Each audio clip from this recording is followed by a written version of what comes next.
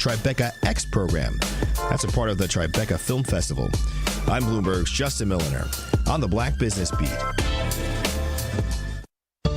Working as a dedicated Fidelity advisor, I always ask, what's important to you? I'll look at those priorities and goals alongside your full financial picture to build a comprehensive plan designed to help grow and protect your wealth. With proactive portfolio insights and an eye on taxes, I'm here to help you make the most of your money. I'm Laura Maxwell, and I'm a dedicated Fidelity advisor. Learn more at fidelity.com/wealth. Investment minimums apply. Fidelity Brokerage Services, LLC, member NYSE, SIPC. It's deck days at Lowe's, and the savings are stacked. Right now, pros get 15% off all in-stock composite decking from top brands like Trex, TimberTech, and Decorators. Plus, get a free DeWalt 20-volt max 5-amp-hour battery when you buy a select DeWalt tool. The deck's stacked in your favor with brands pros trust.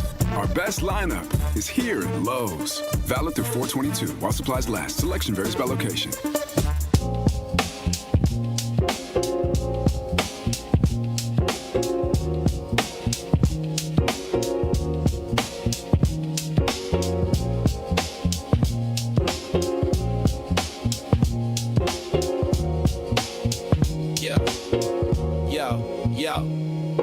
He steps to the mic with a boom, ping, ping. Wisdom sharper than a beast's fierce sting. Words like fireflies that light the night. He turns the dark into blazing bright. Boom, ping, ping, the truth takes wing. Milwaukee's voice, let the city sing. Boom, ping, ping, hear the freedom ring. Sherwin's the king, all the airwaves king.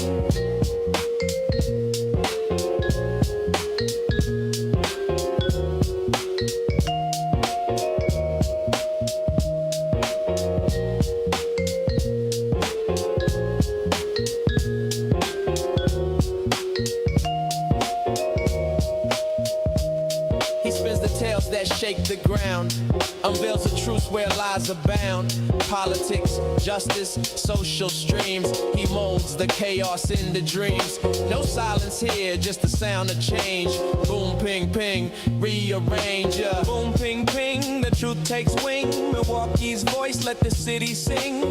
Boom, ping, ping, hear the freedom ring. Sherwin's the king, all the airwaves king. Through the static, through the noise, he amplifies the people's voice. Boom, ping, ping. Like a heartbeat's call, he's got the wisdom to break down walls. Yeah. Da, da, da, da, da, da, da, da, da.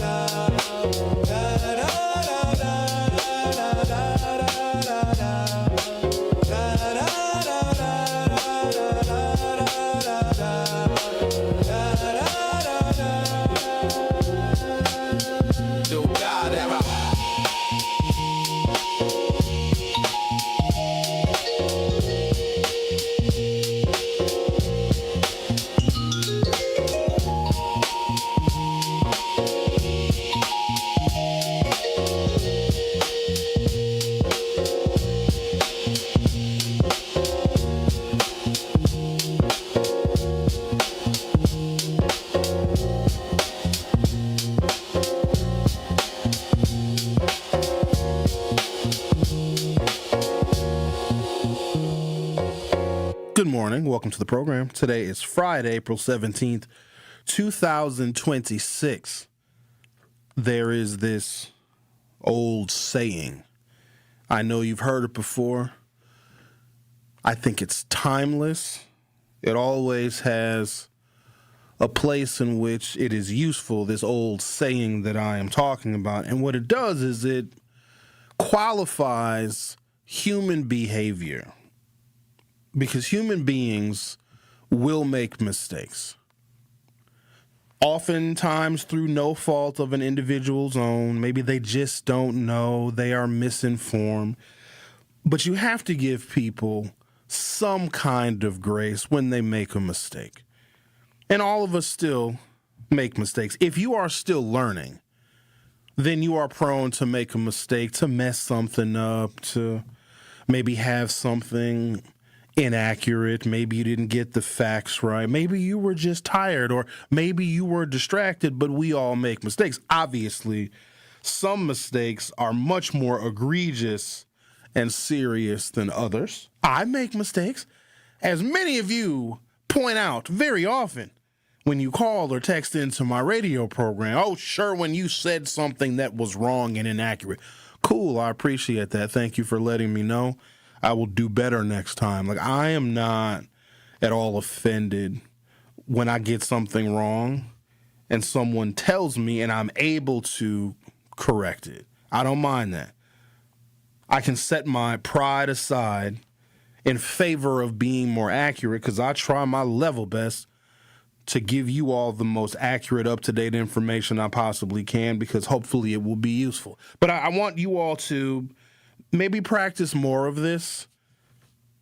Allowing somebody to make a mistake, but let them know, like, hey, warn them. You messed this up. You made a mistake. I'm going to forgive you this time.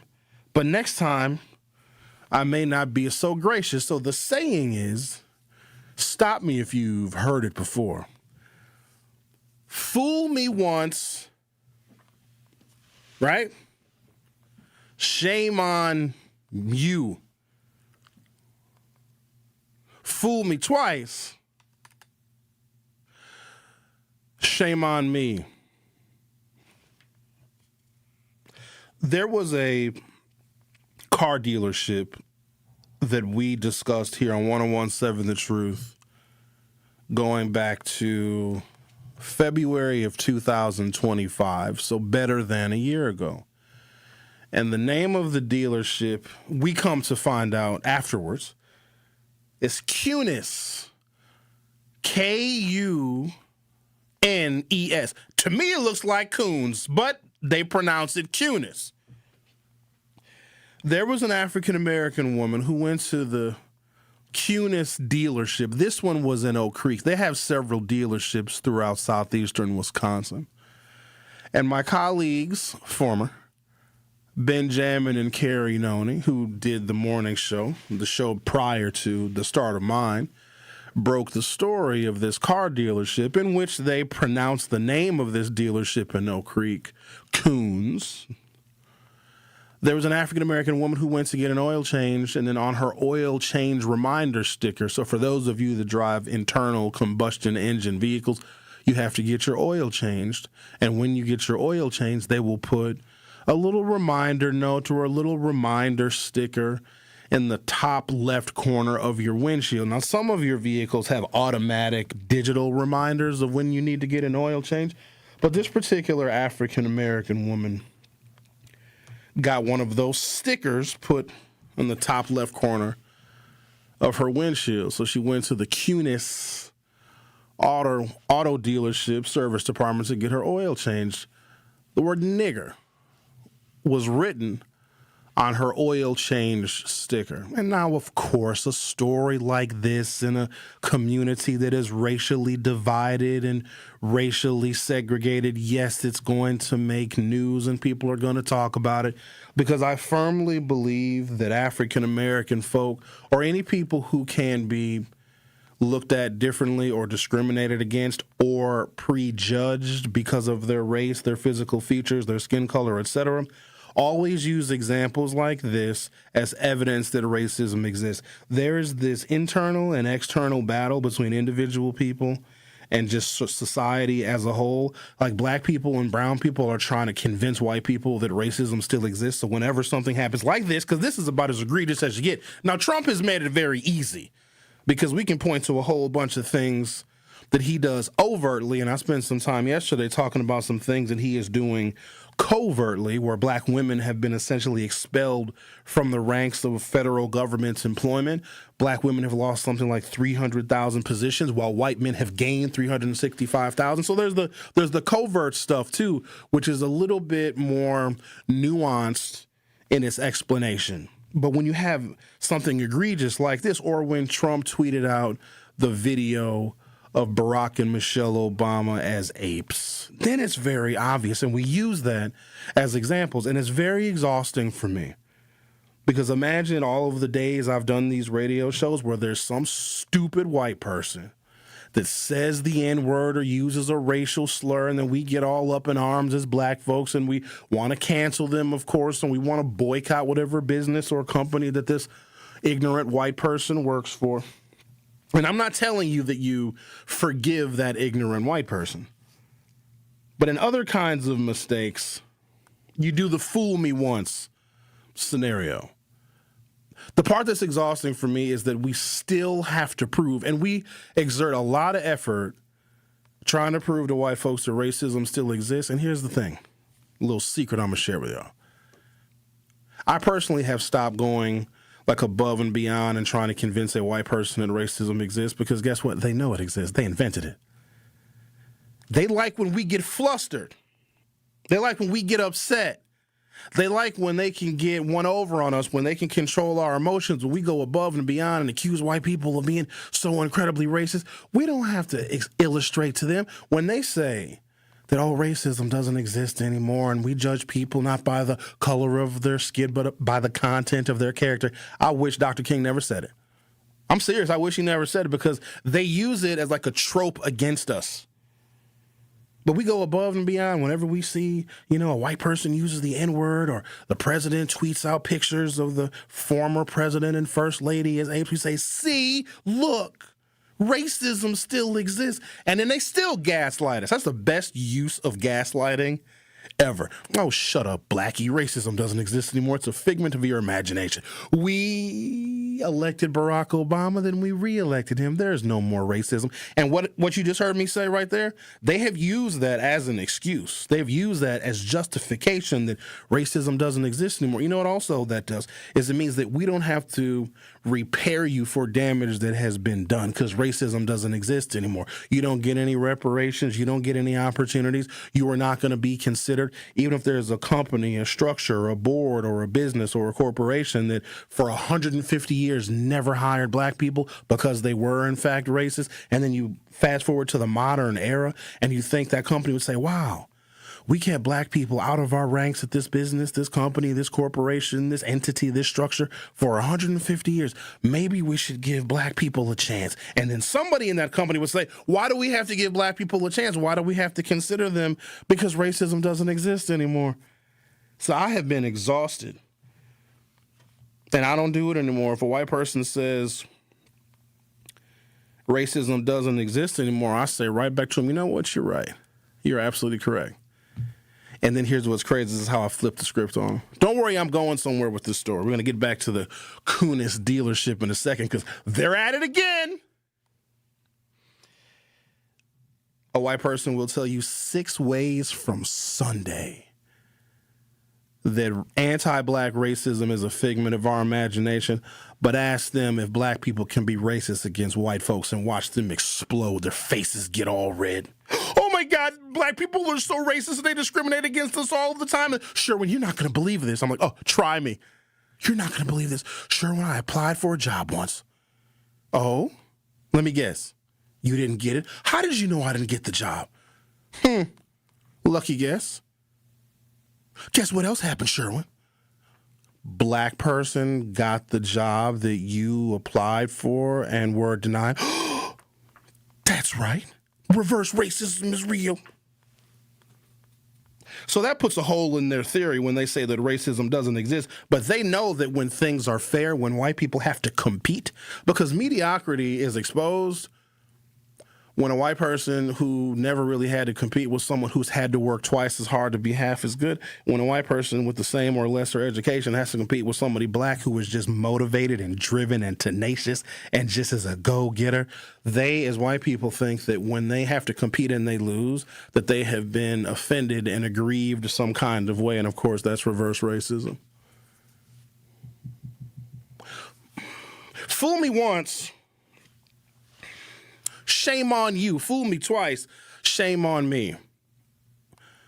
When my colleagues, former, broke the story about the Cunis auto dealership, I'd imagine, I can't remember specifically or precisely what I said, but I have been anti-car dealership for a very, very long time. I don't like the middleman is racial bias in car dealerships. You go into a car dealership, and if you are black and got a pocket full of money, you're going to buy that damn car in cash. You walk into the dealership, they won't even acknowledge your presence. Homeless white person can walk in. They got 17 salesmen coming to ask them what kind of vehicle they want to test drive. I have found that this third variable in the car dealership is one that is not worth it because it is racial bias and it can cost African Americans in particular more money. The first variable is you when you walk into the dealership as a consumer. The next variable that's associated with you is your credit score, your down payment, etc., how worthy you are of getting an auto loan. The next variable is, of course, the salesperson that you are working with, and maybe their personality, maybe their demeanor. And there's some salespeople, they're so very nice. They're very good at sales. That's variable number 2. You're the first variable when you walk into a dealership and buy a car or go into the service department and need something fixed on your vehicle or need your oil changed. That's variable number 1. Variable number 2 is the individual that you will be interacting with and working with. Maybe it's the parts manager, or maybe it's the service manager, or maybe it's the salesperson. The third variable that you deal with is their racial bias. There is a stereotype that African Americans are, in fact, less credit worthy, and they take advantage of that. You go into a dealership, and they're happy to give you the car. You tell them what payment that you want to make. You say, I can't afford more than $400 a month, which is never what you say. They will rip you off. You're going to get your payment. This is why I'm against us, especially because we are not the most financially fluent folk on earth on purpose, because y'all did not learn about money in school, did you? I know you didn't learn about money in school because some of y'all are 50, 60, 70 years old and still don't know about money. Now, you know when you're broke. You may not know how you got to be broke. And so I think that it is necessary in these days and times to stop going to car dealerships writ large, because you're going to say something like, oh, I want my payment to be $400 a month, and they're going to give you your payment for $400 a month. Now you have a 96-month loan at 25% interest. You go online, you find that same vehicle, you can get financing with a click of a button, and they can base your interest rate off of objective measures, where in the dealership, they're going to give you your price, and you think you're getting a deal. You're going to be paying for that car till you're dead. Your grandkids going to be paying for that Kia, because they will rip you off and you won't even know. And so the Cunis dealership is in the news again. And guess what? A salesperson tweeted to a black customer a picture of a monkey. And I got upset when the Cunis dealership made the news in February of last year when a service department employee put the N-word in a black woman's oil change sticker. You know what's crazy? When my colleagues, former, broke the story, they got chastised because they pronounced the car dealership's name wrong. I'll never forget that. And now the Cunis car dealership is in the news again. We also have a YouTube poll, because, you know, every day we ask you a question via YouTube. Where are you most likely to purchase your next vehicle? I'm very curious about this, because the last time I purchased a vehicle from a dealership was 2018, and it was because I almost even traded a vehicle, and it just made it very, very easy. The vehicle that I was driving at the time, the dealership wanted. They had something on their lot that I wanted. I basically paid like taxes and whatever the title fee was, licensing fee, and I basically even traded a Mercedes for my Chevrolet Volt that I drove for many, many years. But other than that, I'm not going to a car dealership. So if you go to youtube.com or open up your YouTube app from your smartphone or other mobile device, search 1017 The Truth and hit subscribe, you'll be able to view the live stream of the program, participate in the YouTube chat, but also vote in our poll. Where are you most likely to purchase your next vehicle, online or at a dealership? I'm going to take a break. When I come back, I'm going to tell you about the Cunis car dealership exposing who they are yet again. And I also will say this: stop going to dealerships and buying your vehicles. The Truth with Sherwin Hughes on a Friday edition. We'll be right back. Don't touch that dial. The Truth with Sherwin Hughes will be right back on 1017 The Truth, The Truth app, and 1017thetruth.com.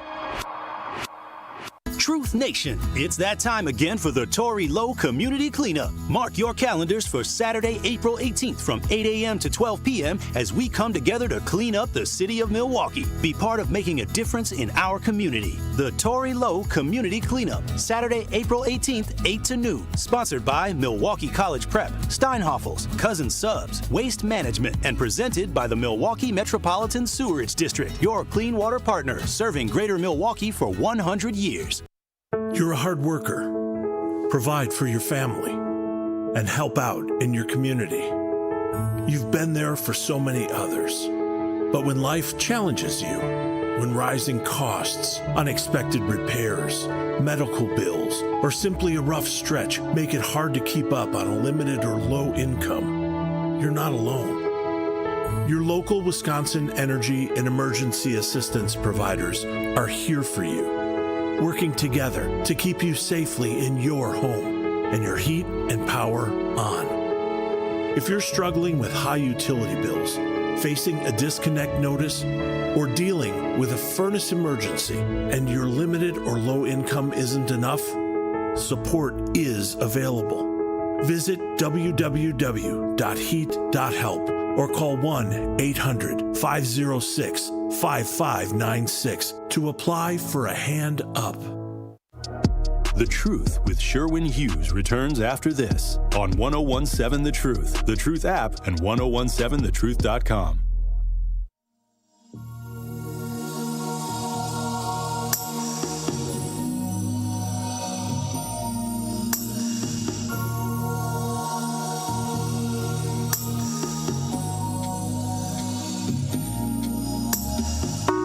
From February 13th, 2025. When you get an oil change, it's common for the mechanic to place a sticker on the corner of your windshield denoting mileage and when your next service is due. However, for one West Allis woman, the sticker also included a racial slur. Quote, "Initially, I just sat in my car for about 20 minutes and cried," Michaela Starks said.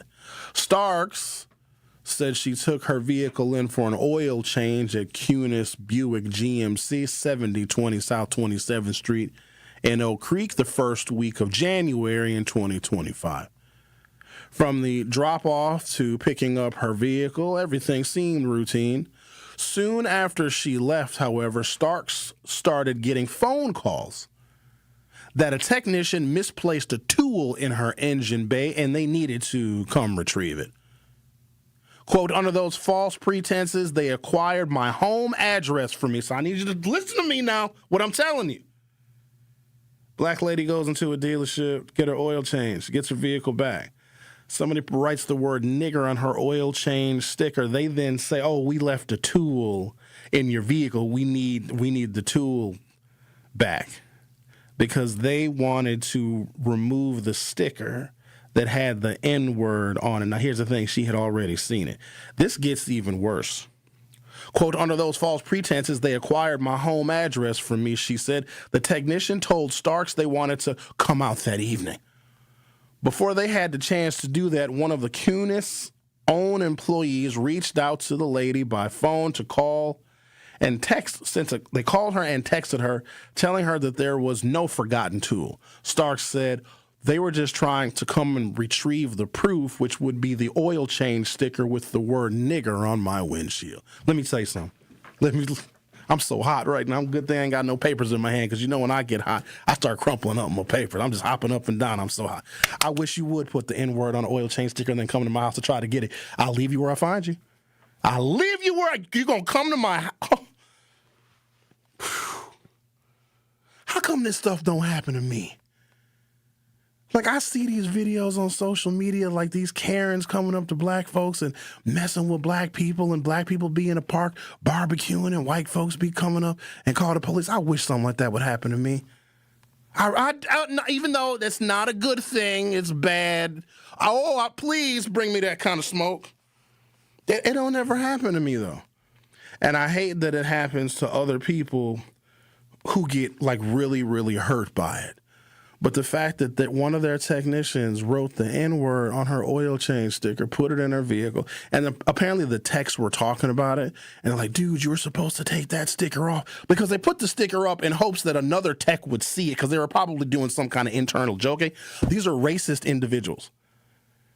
If you're going to write that on an oil change sticker, somebody didn't grab it, or they left it in this woman's windshield, maybe on purpose, but then they wanted to come to her house to search for a tool that they left inside of her engine bay of her vehicle. First of all, impossible. Second of all, the suggestion that someone would come to my don't come to the crib now. It's hot at the crib. Even in the wintertime, I'll make it hot. I might not answer the door, but a red dot will. Let's talk to Alan. You're on 101.7 The Truth. I hope you have a comment about car dealerships and racism. Oh, I really do, about two places. The first one is Cunis. You're talking about them. They are predatory. They target black people, okay? They say, now, I know I noticed, because we'll get stuff in the mail from you. And we dealt with these yahoos, too. Something happened with my daughter. But they keep sending this stuff. My wife got in something a while ago, and I'm not in it, right? But what they do is they keep sending it, but I never get nothing from them. So I've called them, but and dealt with that nonsense, because they single people out based on race, and I believe gender too. But then my daughter was going to go buy a car, right? And this was before that stuff. I know about what you were talking about, and they talked to her a certain way, right? And I said, wait a minute, what are you talking about? I was going to buy her a car, and so I go there with her then, and but I had her go again. I had her go in. And as you guess, I'm not a shrinking violet, but when I buy things, I pay cash. I don't carry no notes on nothing except the house. And I've dealt with some. We don't do it like that. Well, then I'm not going to buy a car from you. Tell me to do it, I'll come back with a bank draft. But the thing with them is they tried giving her a price on something, and I said, wait. Then she went. I said, come get me then, right? So I was out in the car, and I come walking in. And I said, you go ahead of me, Destiny, and I'll just walk in and we'll see what's happening here. So sure enough, they come up to me. And these guys are yahoos, man, to begin with. They're like trash. And believe me, I'm white. I know the difference. So I deal with them. And also they're doing me one way. I say, wait a minute, man. Let me ask you something. I said, you're talking to her a certain way. Well, I said, wait a minute, that's my daughter. Is your daughter and black? The guy, look. Well, yeah. My kids are black. Son and daughter, I adopted them. I mean, they could pass for ties, but we adopted them. They're natural brother and sister, but obviously we shake people up. But this stuff happened a lot when she was with me, because I'd give her money to go buy something for Ma. But that's a whole other story. Macy's, they got the manager at Macy's out at Mayfair got fired because of me. But they were talking about us after they were talking about my daughter and my wife, and I walked in, I was standing there listening to them. And as I walked around the car, I said, don't stop. What do you mean, Mr. Beckman? I said, well, you're talking about Ty and Destiny, about my kid and my wife. Why don't you keep going? I need to know more. Illuminate me.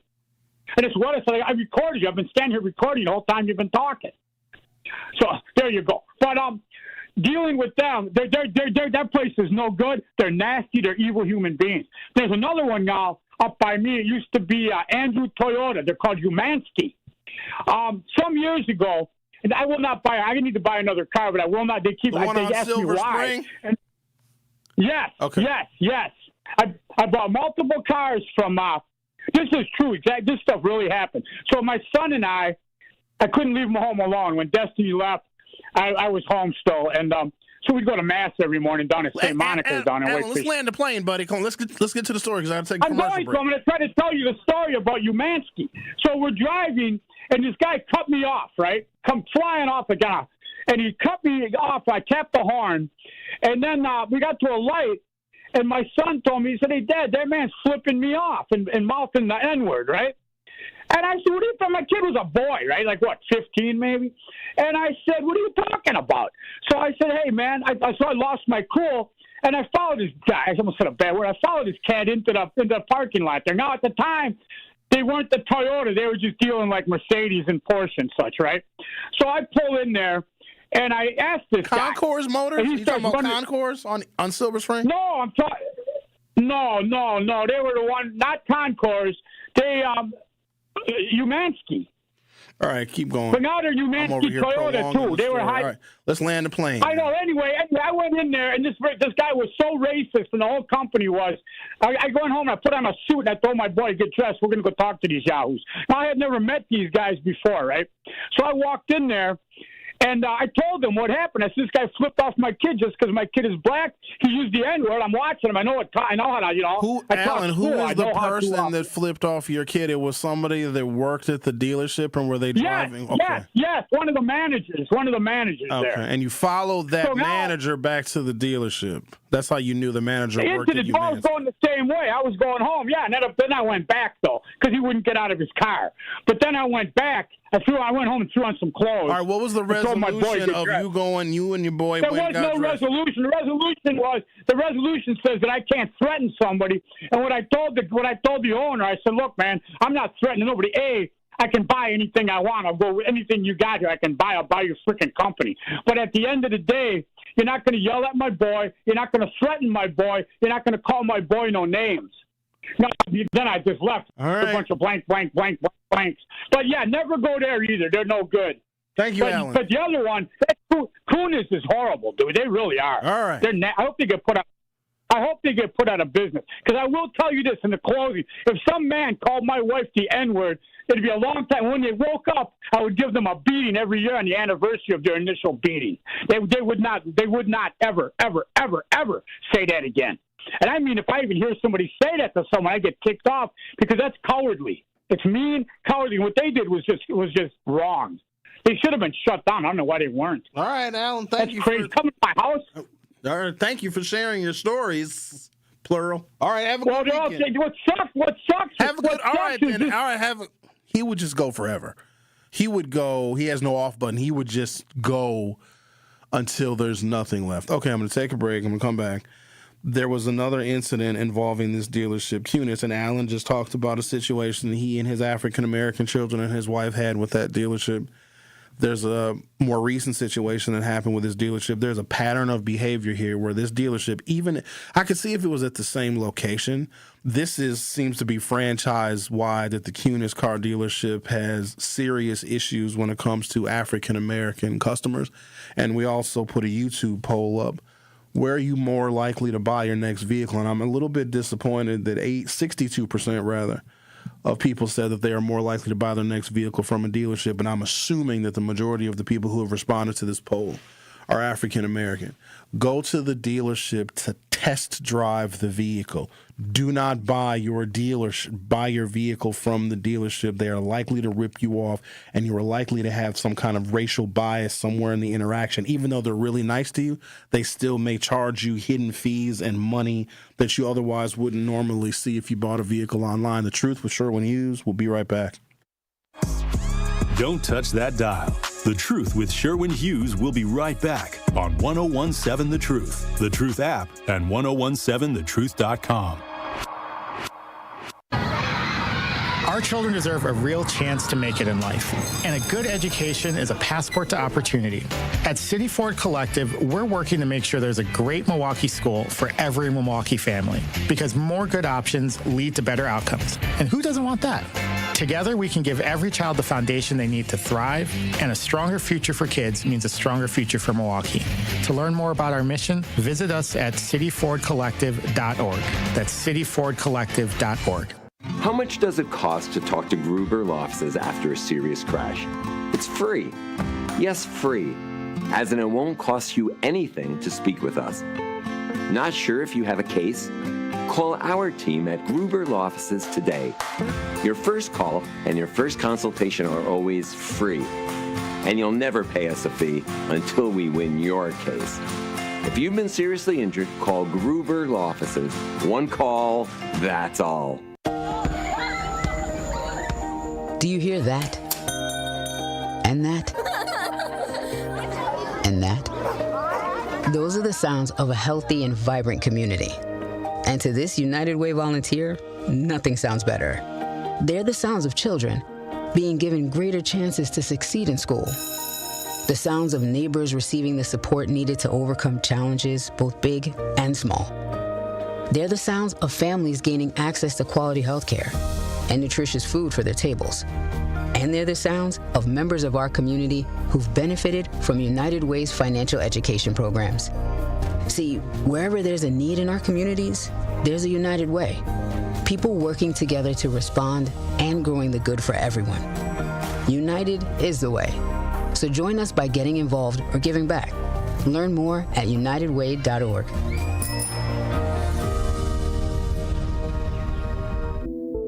Real talent is defined by what people can do, not where they learn to do it. So by stopping at the education section of a resume, you might throw away the perfect hire.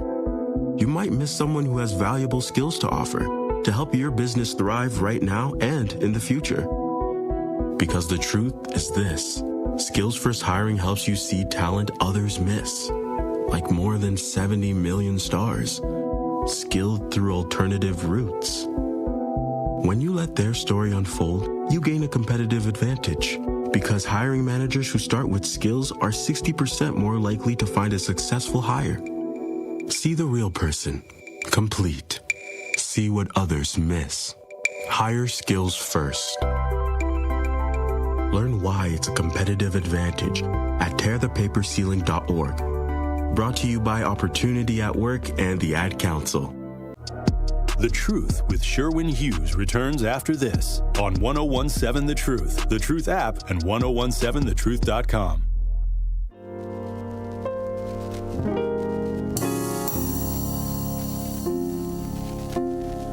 This one of them songs that tests your blackness. Only black people, when they hear that original piano riff in the beginning of this song, we all react the same way to this one. And the Cunis car dealership seems to react to black people in a very specific way as well. So I'm talking about the situation that took place last February at the Cunis car dealership, where an African-American woman went in for an oil change, and the N-word was inscribed on her oil change reminder sticker.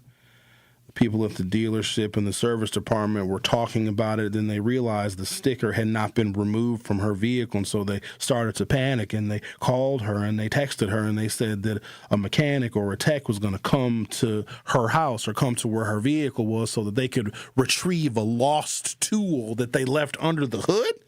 What? Well, they made the news again. So going back to February 13th, 2025, the technician told Ms. Starks that they wanted to come out to her house that evening. Quote, before they had a chance to do that, one of Cunis' own employees reached out to me by phone, call, and text message telling me that there was a forgotten tool.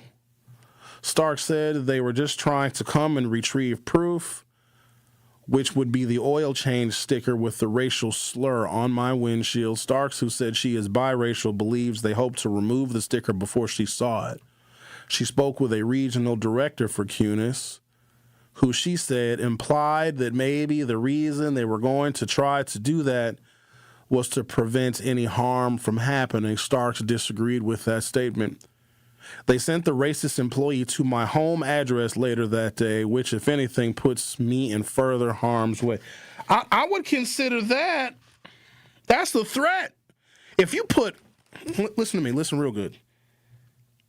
If you're going to call me a nigger and then come to my house, what am I supposed to expect you're going to do?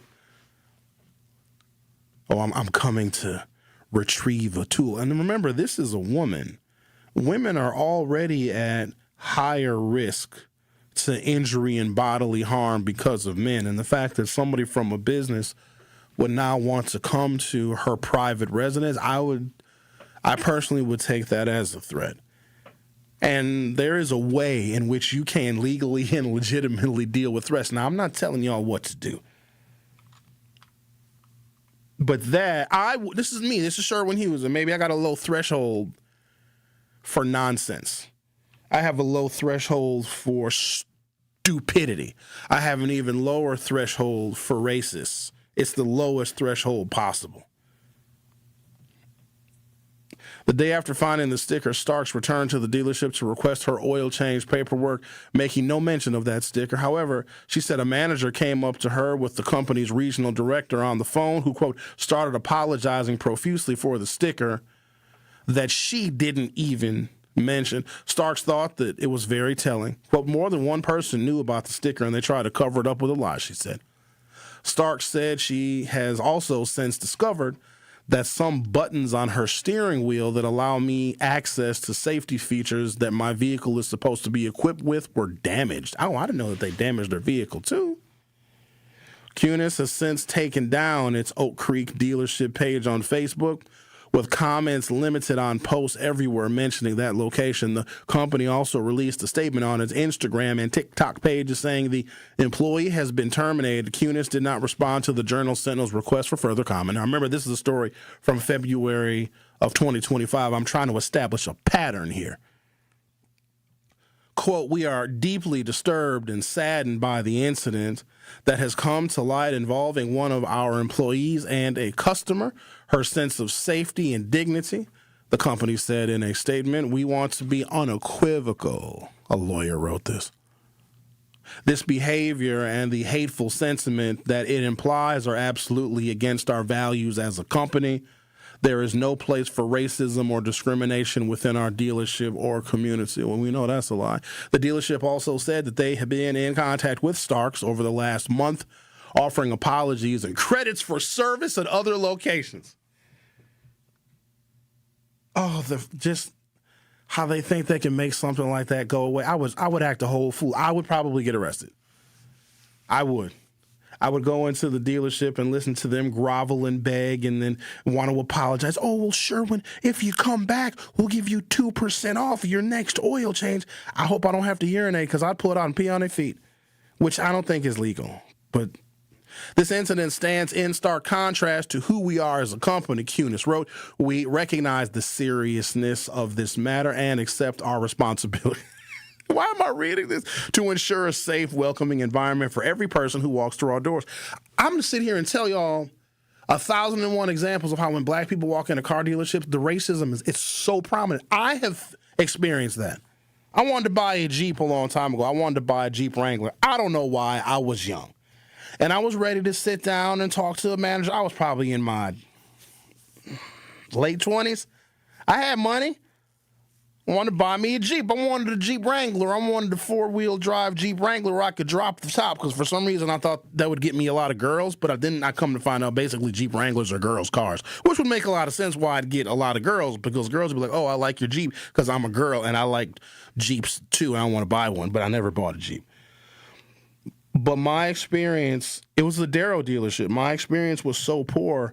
Not only did I not buy a vehicle from Russ Darrow, I didn't even want a Jeep anymore. I walked around that dealership for 35 minutes in the showroom. Not a single person said a word to me. Several other people in that 35 minutes I was walking around that Darrow dealership, white folks walked in. They immediately were greeted. It was, "Hey, hello, hi, how are you? Welcome in. We'll have somebody with you shortly." Or a salesperson would approach those folks immediately. And I'm over here like, "Yo, I've been here for 30 minutes. Quote, "This incident stands in stark contrast to who we are as a company," Cunis wrote. "We recognize the seriousness of this matter and accept our responsibility to ensure a safe, welcoming environment for every person who walks through our doors. While words are important, we know that real change comes from action, and we are fully committed to demonstrating our values through measurable steps. We are moving forward, addressing this with our entire staff, reinforcing our corporate values." So that was in February of last year. This story is from yesterday. So hold on now. They put out a statement, said, "We're going to address this racial incident, and we terminated that employee that used a racial slur, wrote it on her oil change reminder sticker, freaked out because it was still in her vehicle, then wanted to come to that woman's house to say that he needed to retrieve a tool that he left under her hood. He wanted to go to her home where she lives to remove the oil change sticker. You idiot." She saw it right away. But the fact that this employee would take that additional step to come to this woman's house. Now imagine if you're this woman, you get your vehicle back and it says "nigger" on your oil change sticker, and then the person that wrote it wants to come to your house. Woo-wee. These kinds of things never happen to me. So I'm going to take a break. I'm going to come back. And when I come back, I'm going to give you another story that happened yesterday with the same dealership. Now, remember, they said that they were going to take this incident very seriously. This is going back to February of last year. And they were going to address this issue with their entire staff. Well, looks like they didn't fully address the issue. I'll talk about the most recent racial incident with Cunis on the other side. You're listening to The Truth with Sherwin Hughes on 101.7 FM. I'll be right back. Don't touch that dial. The Truth with Sherwin Hughes will be right back on 101.7 The Truth, The Truth app, and 1017thetruth.com. In 1987, the Bucks took on the world and changed basketball forever. At stake, basketball supremacy in the United States. Bucks versus the World, narrated by Charlie Behrens, is the new season of Behind the Bucks podcast, presented by Gallagher, your trusted insurance broker and HR and benefits consultant. It's the untold story of the 1987 McDonald's Open, when the Bucks became the first NBA team to face the Soviet Union. Listen now on Bucks.com/plus, the Bucks app, the ESPN Wisconsin app, and wherever you get podcasts. At Milwaukee College Prep, we don't leave success to chance. We're designed for it.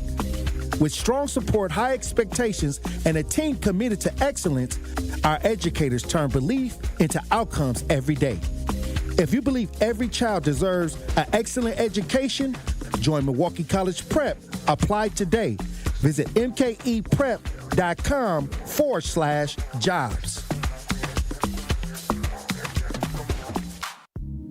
Join me every Friday at 11 a.m. for the Milwaukee Experience with Sherwin Hughes, presented by Visit Milwaukee. We're a city that knows how to celebrate, where the calendar is packed with festivals, the plates are piled high with flavor, and a lakefront sunrise sets the stage. Here in Milwaukee, every street leads to something worth savoring, a place that welcomes you with open arms and where joy is shared in bites, beats, and cheers. The Milwaukee Experience every Friday at 11 a.m. exclusively on The Truth with Sherwin Hughes, presented by Visit Milwaukee. You served behind the desk. You served in combat. You did 4 years and got out. You were drafted. You gave 20 years. You gave exactly what your country needed. And so did you. When you raised your hand and swore an oath to your country, when you put your name on a dotted line, you became part of only 1% of Americans who did the same. You are a veteran. You are a veteran. You are a veteran. Because no matter when, where, or how you served, you made a sacrifice for your country, and you deserve support. If you're struggling with life after service, don't wait. Reach out. Reach out to a loved one, to a fellow veteran, to VA. Find resources at va.gov/reach. Brought to you by the United States Department of Veterans Affairs and the Ad Council. The Truth with Sherwin Hughes returns after this on 1017 The Truth, The Truth app, and 1017thetruth.com.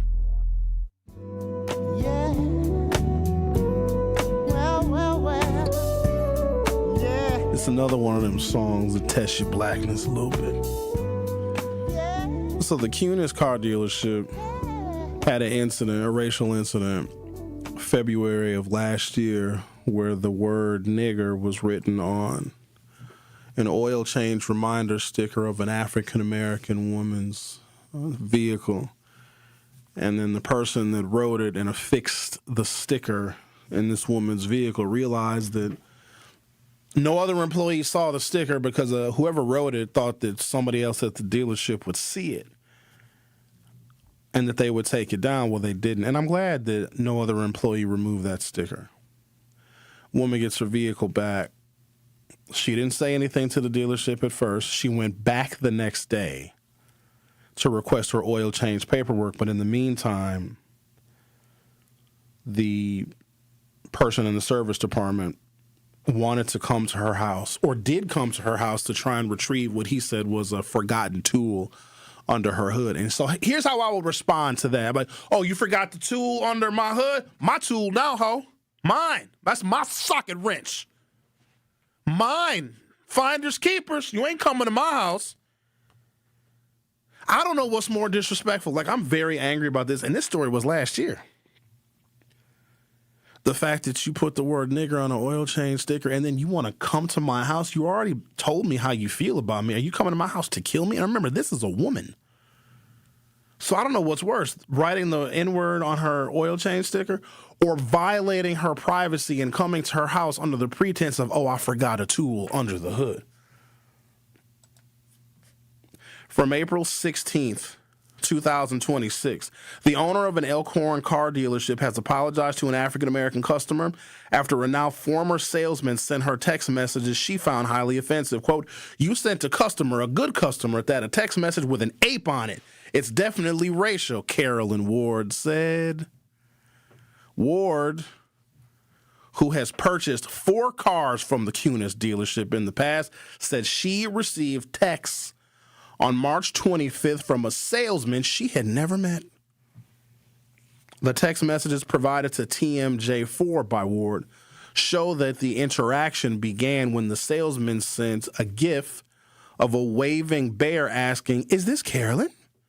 and then whether she was still interested in buying a car. She goes on to say, "I actually wrote, that's an insult to ask if I'm a bear. Are you trying to be like Trump when he posted the Obamas as monkeys?" And she said that she did tell them that she was going to report it. So this is them sending one of them little animated little text messages of a bear. Okay, this is the salesperson trying to be cute. Ward said when she was on the phone reporting the incident to a dealership manager, the salesman sent another animated picture showing a dancing ape in a bathing suit. Ward said she felt humiliated, furious, and violated. Here's a second black woman that received some racial treatment from the same damn dealership. And here's what I'm going to say to you. You guys can make your own choices, and you often do. I just have a suggestion. Stop giving car dealerships our money, because here's the thing. Not only do they make money off of us when you purchase the vehicle, they make money off of the financing, because a lot of us got real bad credit. And they rip us off. They'll do the financing in-house, and they'll charge us 10, 15, 20, 30% interest. But here's where it's deceptive. They'll give you the monthly payment that you want. You know how financially literate you need to be to go buy a car from a dealership? Because there's so many little tricks and little extra fees and little extra little add-ons that they add. And a lot of folks just don't know. And I feel terrible for women, because women get played. I tell all my female friends, because I have a code reader, they're $20 off of Amazon. If you get a check engine light, people freak out and they panic. Some of y'all ride with a check engine light on for 12 years. But then there are some people that see a check engine light and they panic a little bit because, your vehicle, your transportation is everything. It's how you get around. It's how you go to the store. It's how you get to and from work. So if you got problems with your vehicle, that's a very big deal. So when that check engine light comes on, it could be something as minor as your gas cap isn't screwed on tight enough, or it could be an O2 sensor or something with your exhaust manifold. It could be damn near anything. And because you don't know what the hell it is, you go to the dealership and you get it checked out when your schedule allows. And that's one thing that I hated about driving a vehicle that needed to be maintained, because you got to spend some kind of time. You got to take time out of your day, out of your week to go get the vehicle serviced, to go and get the oil changed, to get a transmission service, to get the gear fluid changed in your differential. It's just a headache. That's why I drive electric vehicles. I don't got to do nothing to my car but look at it and get in it. I don't even really have to turn it on because it's never off. I just get in it and I push the brake pedal and my vehicle's like, "Let's go, Sherwin. Where would you like to go today?" They'll charge you, I've seen fees as much as $180 to run a diagnostic test to tell you why the check engine light is on, not to fix it. "Oh, hi, yeah, you have an O2 sensor that's bad. That's why your check engine light came on." And you're like, "Oh, okay, great." And you'll say, because they already have your vehicle. And they can say, "Oh, we can replace it today. The O2 sensor is $375. And you're like, "Damn, that's expensive." But again, you need your car. You tell them to replace the O2 sensor. Tell them to go ahead and do the repair. And then you get your bill, and it's $550. And you're wondering why a $375 O2 sensor, which is already too expensive. leads to a $550 repair bill because they charge you $180 to tell you that you needed an O2 sensor, and they ripped you off for that too. So whenever my female friends have a check engine light on, I'm going to come to the house. I got a little code reader because I've had a code reader. I can't even remember. Whenever a check engine light comes on in any of my vehicles, I would plug in my code reader. I'll know what's wrong with the vehicle.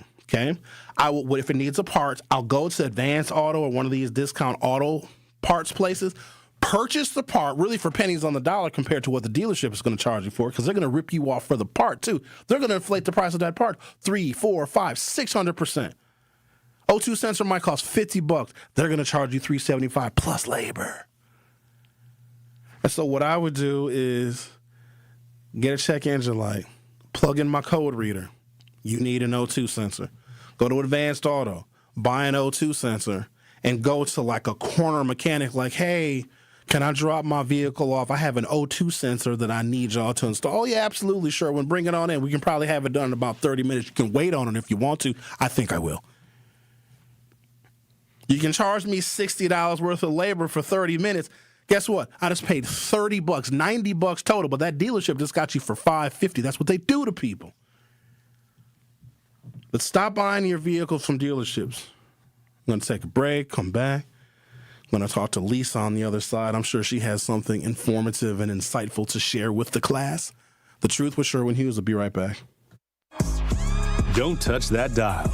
The Truth with Sherwin Hughes will be right back on 1017 The Truth, The Truth app, and 1017thetruth.com.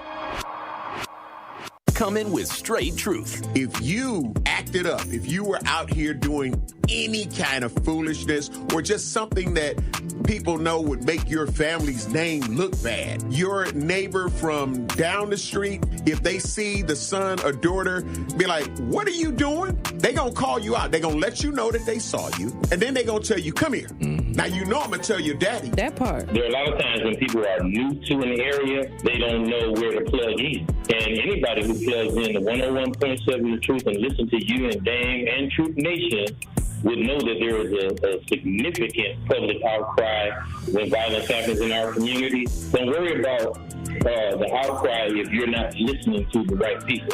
So I would encourage her to tune in to 101.7 The Truth and listen to you guys, Denise Thomas, Dr. Ken Harris, Tori Lowe, and definitely Sherwin Hughes every day. Watch all your favorite 101.7 The Truth shows by subscribing to 101.7 The Truth on YouTube. When I was diagnosed with Hodgkin lymphoma, I had so many questions. I didn't even know that it was cancer. Now I do. It is cancer. Blood cancer. It's actually one of more than 100 different types, and they're all treated differently. Now, unlike some other forms of cancer, usually there's no tumor. You can't screen for it to prevent it, and the symptoms can look like other things, so it could be hard to diagnose. I had a fever for weeks. I was so tired all the time. I didn't feel like eating or doing anything else for that matter. And I know that this can feel scary. But if you know what to look out for, you'll know what to tell your doctor. And you'll feel more empowered to take the next steps. Like getting in touch with the people who know the ins and outs and can help with everything blood cancer related. Blood Cancer United. They work one-on-one with each person who reaches out to answer questions and offer resources. Blood Cancer United was there for me, and they can be there for you. Go to bloodcancerunited.org to learn more. I take care of the kids, and I take care of my dad. I take care of things at work. The groceries, the cleanups, the meltdowns, the doctor's visits, the family events, mealtimes, bedtimes. I take care of all the things everyone else needs. But I haven't made time to take care of what I need. Family caregivers are often overloaded. It can feel overwhelming and exhausting. It's no surprise that millions of caregivers experience symptoms of anxiety and depression every year. But help is available, because there may only be one you, but you don't have to do it alone. Head to mentalhealthcareworks.org. That's mentalhealthcareworks.org to learn how to get the support you deserve, because mental health care works when you make the call. If you're experiencing a mental health crisis or thoughts of suicide, dial 988, a message from the American Psychiatric Association Foundation. all of your favorite 1017 The Truth content whenever you want. The Truth app has it all. The Truth is on 1017 and 1510 WGKB Waukesha, a locally owned Good Karma brand station. This is The Truth with Sherwin Hughes on 1017 The Truth, The Truth app, and 1017thetruth.com.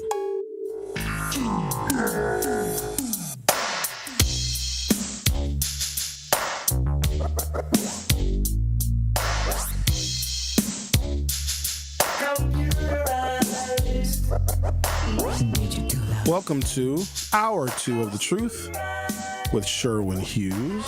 Let's talk to Lisa. You're on 1017 The Truth. How are you? I'm doing good, Sherwin. How are you? I need you to answer a question for me before you give your commentary or ask your question. Were you a bad girl on the radio recently, Lisa? Did you say something you weren't supposed to? Okay, all right. Just making sure. Come to find out, wrong Lisa. Somebody, some Lisa was on a banned list. Somebody got banned from calling 1017. You're not on it no more. Whoever this Lisa is, you ain't on it no more. Just want to make sure it wasn't you. No, it wasn't I. I'm an angel. That's my nickname. No, you're not. Yeah. Okay. All right. But anywho, I prefer to deal with, since I love Lincolns, I go to Lincoln dealerships. I bought my car on the one on Glendale. Yeah. Glendale and Silver Spring. Nice experience, but I told the salesperson, will you be quiet? You talk too much. Because he was getting on my nerves.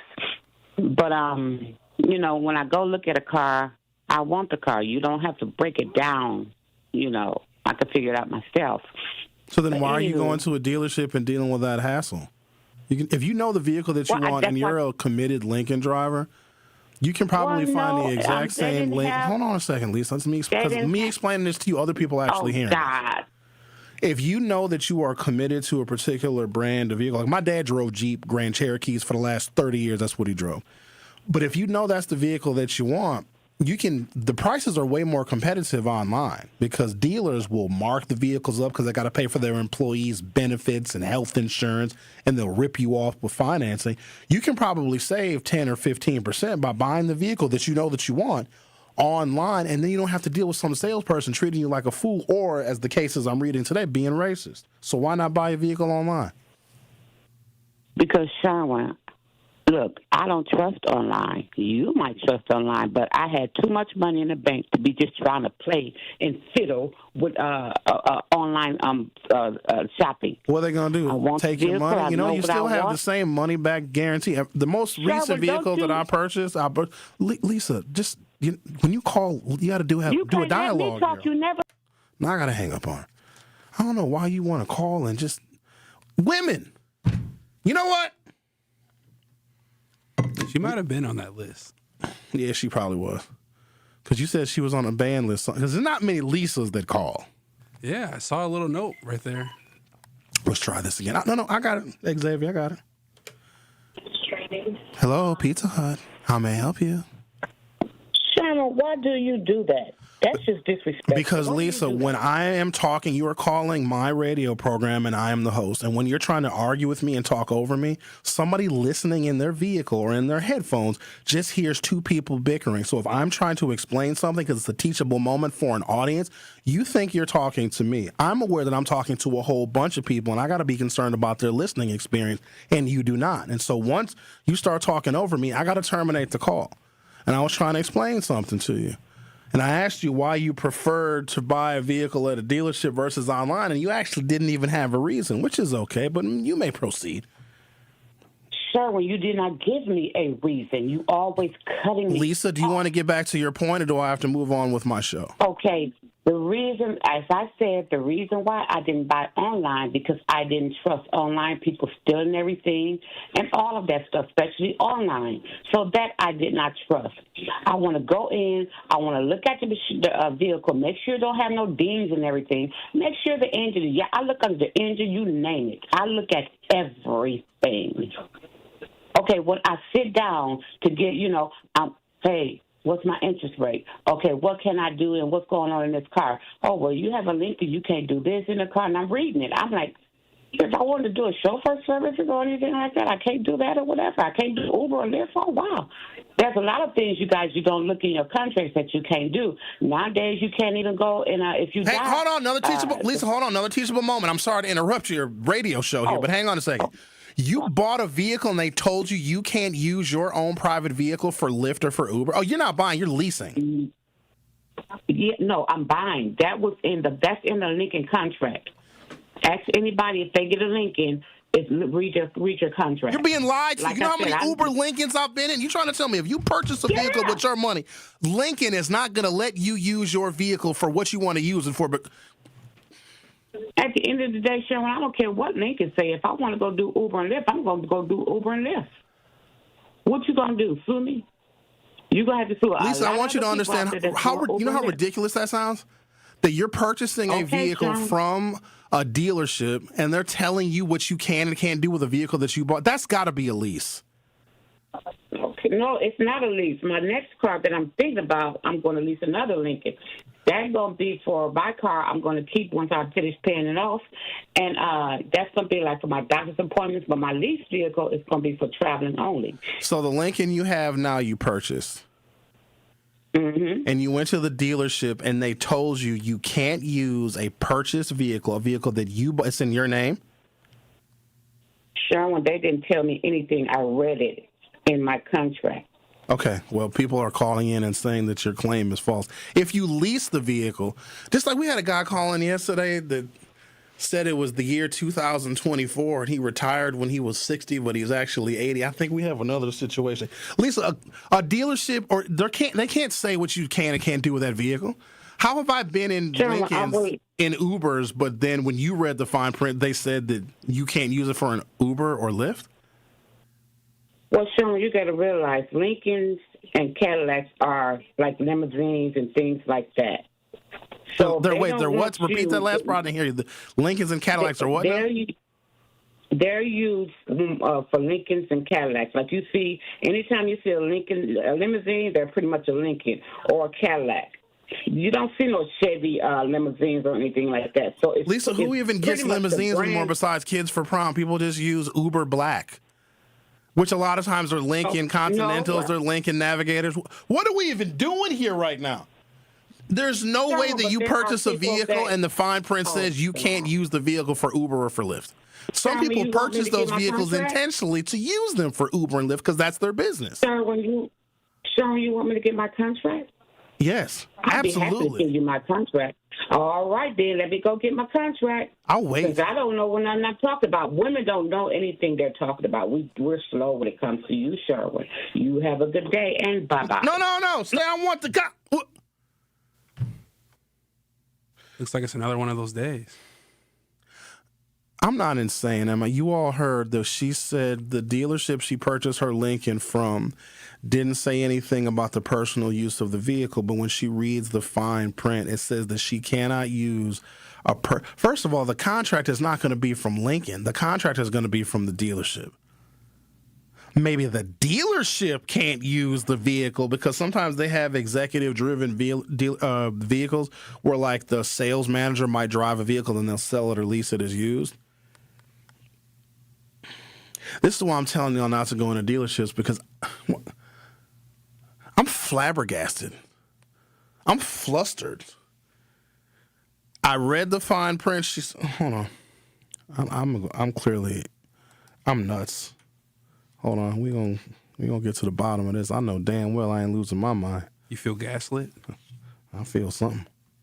Hold on a second. Let me see. For Lincolns and Cadillacs, like you see, anytime you see a limousine, they're pretty much a Lincoln.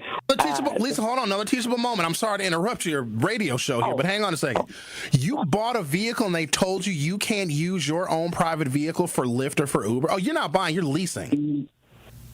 Yeah, no, I'm buying. That's in the Lincoln contract. Ask anybody if they get a Lincoln. Read your contract. You're being lied to. Like you know how many Uber Lincolns I've been in? You trying to tell me if you purchase a vehicle with your money, Lincoln is not going to let you use your vehicle for what you want to use it for? But at the end of the day, Sherwin, I don't care what Lincoln say. If I want to go do Uber and Lyft, I'm going to go do Uber and Lyft. What you going to do, sue me? You're going to have to sue. Lisa, I want you to understand how ridiculous that sounds?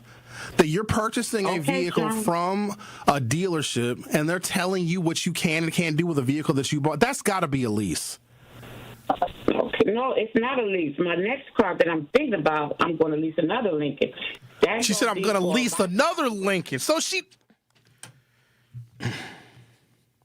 Even if...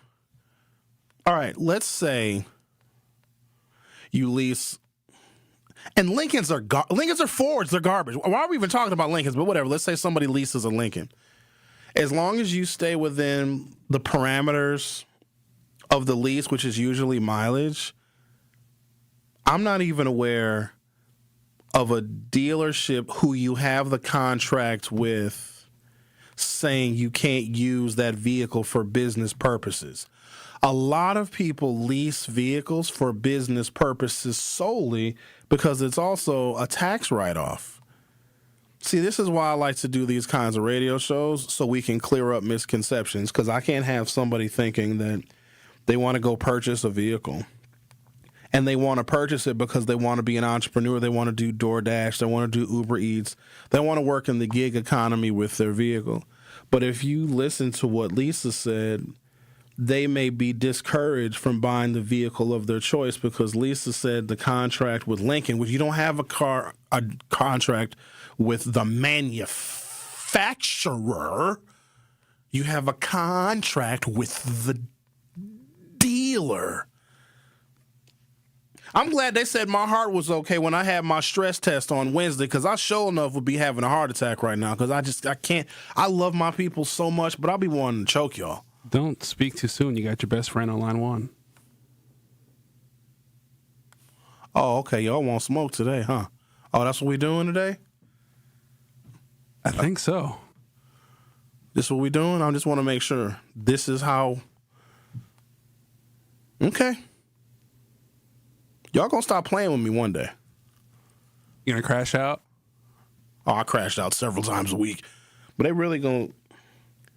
Okay. Come on. Come on, Adam. I'm ready for you. Yeah, this is me. I'm looking at you, too. And I did make a mistake yesterday. I was 2001 when I retired, and not 2011. But you just ran with it like a dog has scalding grease on it. Like everybody's perfect. That's what you sounded like. I made one mistake. But I asked you, Adam. But I asked you to clarify, and you doubled down on the mistake, and then you got disrespectful with me because I wanted you to be clear. I got disrespectful because you got disrespectful for me. You act as if nobody can make a mistake. And like I said prior, I retired in 2001, and that's the mistake I made. But no, you got some tackhead calling you telling me that he needs some kind of help because I made one mistake. And being 84 years old, Adam, that's not nice to call somebody a tackhead. That's what she sounded like. That's a terrible thing to say. You know who she sounded like, if you remember her voice, and I knew her very well, Miss Rose. Her voice is just like Miss Rose's voice. My opinion. Kathy don't sound nothing like Miss Rose, and Kathy's going to be very offended. So guess what? If Kathy calls back and she says something about you, I'm on let her. Okay, thank you. Appreciate it. Bye-bye. This is what... Hang up, Adam. Hang the phone up. I thought I just did. You didn't hang it up. You making another mistake?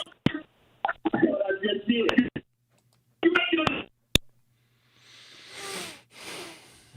Which one is it? Who's on line 2 now? Who is this now? Somebody else? This is Kathy. Oh, yeah. Kathy, you heard that mess. Get him. I ain't even going to stop. You're so telling the truth. I just looked it up as you were talking. It says in fine print, read your contract. If you buy a vehicle and you're using it for Uber to help pay your bills, your car note, don't do it because it has fine print. And then you get 12,000 miles a year, and you had to start paying a difference, right? They said somebody went within less than a year, 24,000 miles. So you have to pay the difference in that miles on that car when you turn that lease back in. Otherwise, you're paying more than what was owed on the car. So, and I'm glad you said that. You know what? I know somebody personally who bought a brand new car, not a 2024, they bought a 2025. I said, I don't think you can afford it. They said, oh, no, I'm going to be driving Uber. See, don't buy a vehicle thinking that you're going to be able to get that many people because Uber's not telling you the truth about how much you're going to make. You got to go out to the airports and busy parts of the city to make that extra money. Okay, and then by law, I don't have to leave you a tip. But if you go down to Chicago, and you can see all those Uber and Lyft cars. They rent those cars. They lease those cars to you if you don't have one of yours in the shop. Okay, that's a big city. That's different. Wait, you're saying Uber will lease a vehicle to an operator if they don't have one? If they have a car that's that they have been using and it's messed up, yeah. Because when I get out, I go over there once a month. I work a show over there. Okay, so you go over there and you get on that L train. Uber doesn't have an inventory of vehicles, do they? So you're saying that in Chicago they do. But big cities they do. So right. They have Lyft, rental cars, all that stuff, and you can see that all of them sitting there, saying Uber and Lyft right there. So they will rent some stuff to you. They take it off of your bill every month. I don't know if that's short term or long term, but look online for can you lease a lease vehicle? Can you use it for Uber and Lyft? And they say it's highly unrecommended that you do that, and there's other liabilities that come in with that.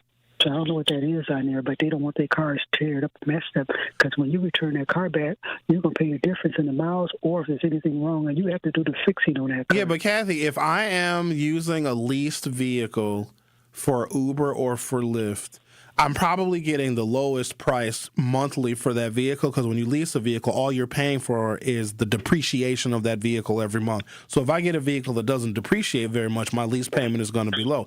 But if I go over the allotted miles for my lease and I have to pay extra, that's actually a tax write-off on the profits that I made while I was driving Uber or Lyft.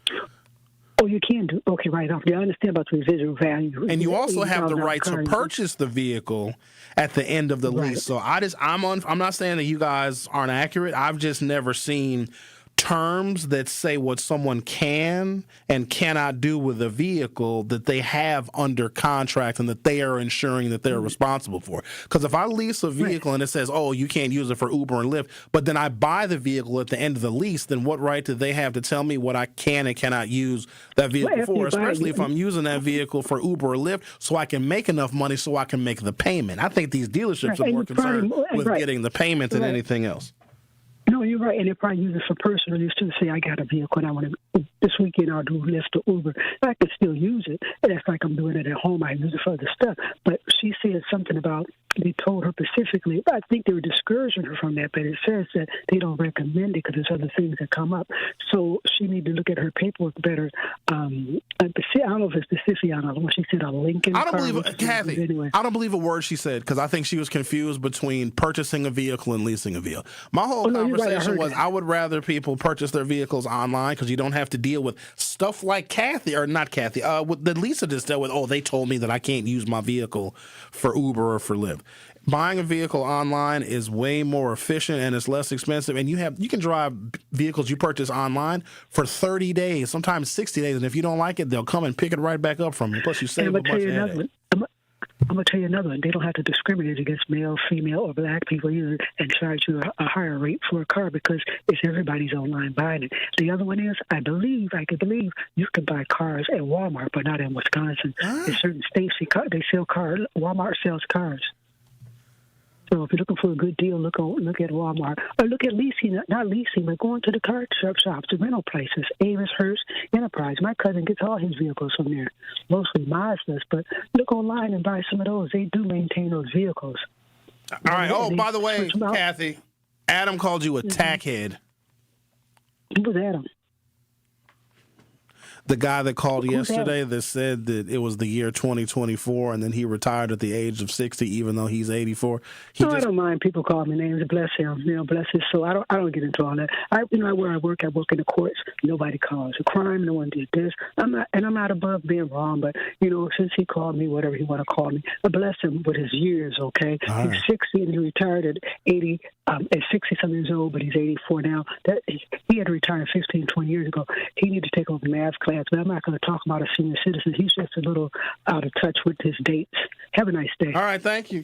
So Kathy called randomly. She didn't hear Adam call her a tackhead, and she just happened to... Now, who was this now? I got to take a commercial break, don't I? I'm going over on my allotted time. You don't know who this person is because I get nervous. We're having days like we are today, and I see question mark in the name slot on the call. He sounds reasonable. Oh, Xavier, they all sound reasonable when they talk to you. No. All right, we're going to take a break, come back. I still have to tell you guys about the Cunis auto dealership that sent a black woman an animated picture of an ape. This is a salesperson from Cunis, and then earlier in the program, I talked about an incident that same car dealership had, different location, where they had the word nigger inscribed on a black woman's oil change sticker in her vehicle. Now, this is the Cunis network of dealerships, so it's not just confined to one of their dealerships. They've had racial incidents at 2 different dealerships. This, to me, illustrates a pattern of racism with this particular dealership's name on it. Fool me once, shame on me. No, wait a minute. Fool me once, shame on you. Fool me twice, shame on me. I think the Cunis dealership got the shame on me. The Truth with Sherwin Hughes will be right back. You are listening to The Truth with Sherwin Hughes on 1017 The Truth app, and 1017thetruth.com.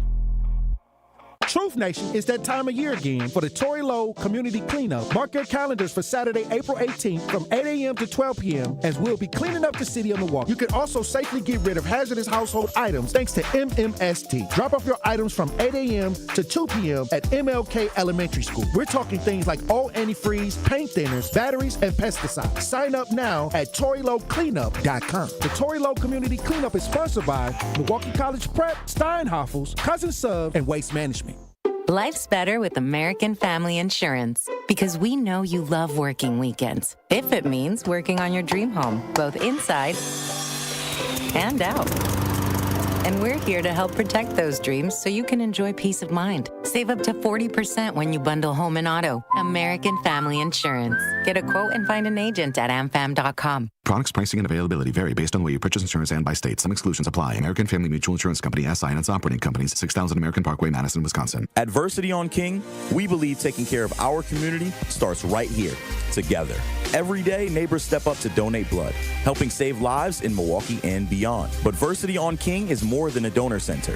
It's a place for health education, community connection, and support, especially for families facing conditions like sickle cell disease.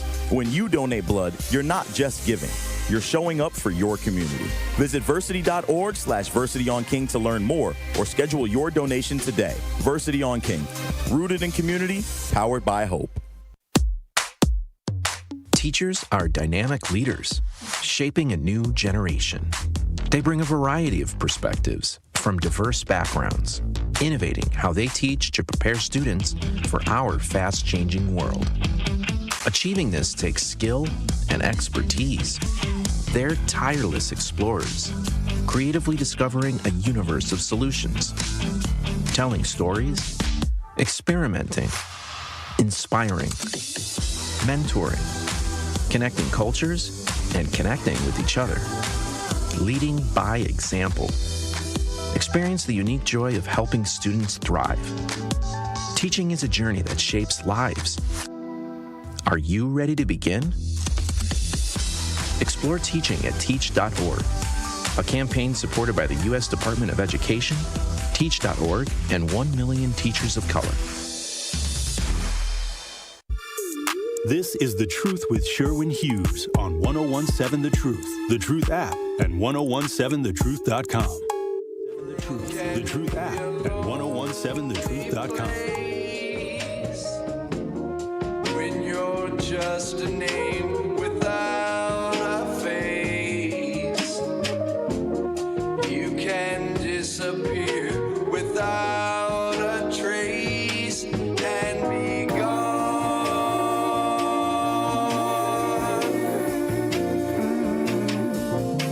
And I've been jamming like that. Lisa did call back and say that it was a lease. That's what I was trying. Why don't y'all listen to me? Why don't y'all just listen? I've been doing this a long time. Okay? Now, I'm not always correct. I'm not always accurate. But if I'm not, I'll get you the right answer. Like, I don't come here to lie to y'all and to fool y'all. What is the point of that? I got 1, 2, 3, 4, 5, 6, 7. I got 8 monitors in here. All of them got Google on them. I'll Google some stuff if I don't know the answer. Now, come on now. Lisa just wants to argue. Why some women just want to argue? For what? And I told myself a long time ago I wasn't never going to argue with no woman, but for some reason I still fall for it. You ain't supposed to argue with no woman for what? It makes them feel something.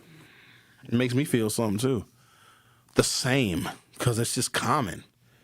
A woman will be wrong and argue the wrong point just because, why not? I don't even know who this person is. Hello, person. How are you doing? You're on 101.7 The Truth. Good morning to you. How you doing, bro? I'm good, I think. How are you? You think? I'm doing all right. I just wanted to quickly say that that people may want to look into, and you mentioned Googling, they may want to look into the city ordinance 100-50 that restrict you from driving people. And the state statute is 349.24. The authority to license a taxi cab operator and taxi cabs by a council or municipality. And that city ordinance focuses on what you can or can't do with your own vehicle. And the city also has on their website permit applications for transporting people. So you have to apply to be an Uber or Lyft driver in Milwaukee is what you were telling me. No, I'm not telling you that. What I'm telling you is if you're driving anybody, period, and they're giving you money, you have to have a special license in the city of Milwaukee. So what you're telling me is someone who drives Uber or Lyft in Milwaukee needs a license or a permit to do so because they are, in fact, a taxi cab service. Yeah. Okay. Yes. If I can read it to you, it says, permit required. No vehicle owner or lease shall operate his or her vehicle or allow his or her vehicle to be operated as a public passenger vehicle for hire upon the streets of the city without the vehicle owner or lease first obtaining the vehicle a permit as provided in this section. Huh. Because I highly doubt many Uber or Lyft, because if somebody doesn't have the permit, how would the city of Milwaukee even know? It's the same thing I found out years ago when during election with Norquest, where they had laws that went back 70 years ago that they never enacted until people wanted to vote. If you may remember, they were asking people where they lived at, which was a violation of the Constitution. But it was within the city ordinance, so it was actually a law. And Vail Phillips and other individuals had to communicate with individuals about how it was illegal and get an injunction to stop that when during that election. But it's illegal to ask someone where they live in order for them to vote? To ask them specific questions around voting, excuse me. Okay. All right. Like a public test. And it was illegal. They got it removed. It was during the Norquest administration. That's when I first realized there's a lot of laws on the books, and I think we've talked about this before. The tens of thousands of laws on the books that are not being enforced that probably need to be removed. And some sound politicians are saying for every law we create that we need to remove a whole bunch of other ones. That's all I'm saying. All right. I appreciate you, man. All right, I appreciate you too. That might refer specifically to a taxi cab company. I could be wrong. Because here's what I know about Uber and Lyft drivers. there's people, let's say they live in Waukesha, or they live in Germantown, Oak Creek, Franklin, somewhere outside the city of Milwaukee. I even know somebody lives in Madison, and they drive Uber and Lyft. And some people do both because you can switch apps. If someone lives in Madison, Wisconsin, and they know that there is something going on in Milwaukee, Bucks game, Admirals game, Brewers game, Summerfest, they will drive from Madison to Milwaukee and station their vehicle available for hire for Uber or for Lyft near AmFam Field, near the Panther Arena, near the Fiserv Forum, because what Uber allows you to do is whatever city you're in, you can work. You can go on vacation to New Orleans. Let's say you want to drive down to New Orleans and get you some beignets. You can be from Milwaukee, drive down to New Orleans, get your little hotel room, get your little Airbnb, walk around in the French Quarter and on Bourbon Street, et cetera, et cetera. And if you want to make a little money while you're down there on vacation, boop, boop, you can switch your Uber or Lyft app on and drive people in that city in which you are vacationing in. And as I'm reading right here, it says you do not need a special city permit or taxi license to start driving Uber or Lyft in Milwaukee. But you must pass a background check and submit documents, including a valid driver's license, proof of residency, and vehicle insurance. Uber acts as the regulatory platform requiring the approvals of your vehicle and personal screening instead of the city. Now, that makes sense. All right, everybody is calling right now. And we're expecting a call from somebody very important. I can't tell y'all who it is, but we're trying to coordinate a call with a very important person. We're trying to get our schedules to line up, their schedule to line up with the airtime of my show. So hopefully we'll be able to get this person. I ain't going to tell you who it is, but I'm hoping we're able to get them. Actually, is that them? Because if that's them, then it's go time, baby. That's them? Well, hell. What do we do? Let's take it. Do we take it? Yeah, you should. We got a lot of people calling in today. But who are you on the phone? Are you on the phone with him? No, I'm on the phone with Kathy right now. She's explaining taxi services to me. No, I thought she was on the phone with the celebrity that's supposed to be calling in. Kathy might be a tackhead. She might be. What is happening? I'm going to take a break, come back, and I feel like I'm a passenger in my own show. I feel like everybody else is driving. I need to get back control of this damn show. So they're kind of controlling the narrative today. And look, it's all women too right now. Yeah, I'll argue with y'all if y'all want to argue with your boy. Come on, you gonna get your feelings hurt. Gonna start your weekend with some hurt feelings, and your basement got flooded too. Don't start your weekend with hurt feelings and a flooded basement now. All right, now think I'm playing with y'all. The Truth with Sherwin Hughes will be right back. You are listening to The Truth with Sherwin Hughes on 1017 The Truth, The Truth app, and 1017thetruth.com. At Milwaukee College Prep, we don't leave success to chance. We're designed for it. With strong support, high expectations, and a team committed to excellence, our educators turn belief into outcomes every day. If you believe every child deserves an excellent education, join Milwaukee College Prep. Apply today. Visit mkeprep.com/jobs. From my family and myself, I would like to say thank you to Gruber Law Offices for taking such good care of us. I would say thank you because you were so human and so much of a friend during the whole process. I'm super grateful for them representing me and doing all that they did for me. I would just say thank you for making me feel better. That's why I'm here, to say thank you, thank you, thank you. Gruber Law Offices. One call, that's all. Tap into the best power hour in radio in Milwaukee. So altogether, you're looking at $1,780 for your mortgage and for your property taxes in a year. And that's before you have to deal with, obviously, your water bill and electric bill. That's a steep price that people have to pay. And based off those numbers I just ran, to afford a home like that, you got to make $65,000 a year. But the problem is, here in Milwaukee, the median household income is only $54,234. That's out of whack.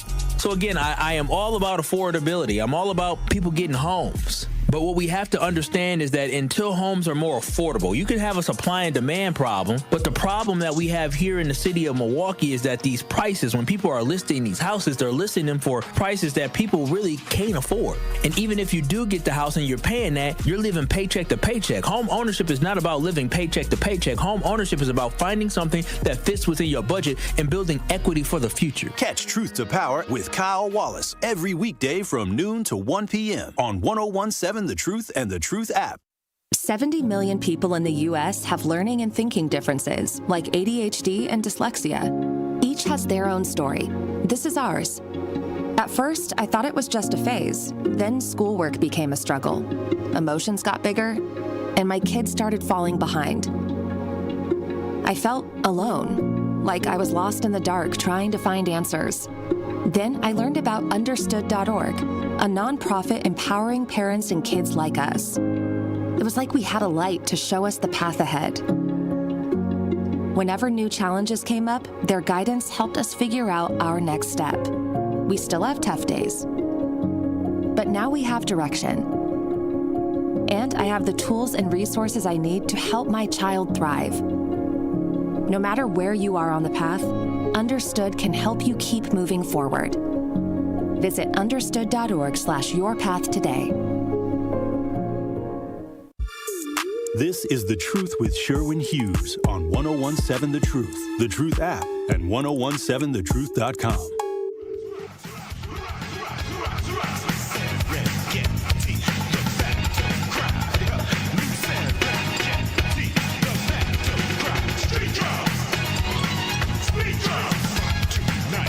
Little breakdancing music from the Beat Street soundtrack, Rocker's Revenge, Battle Cry.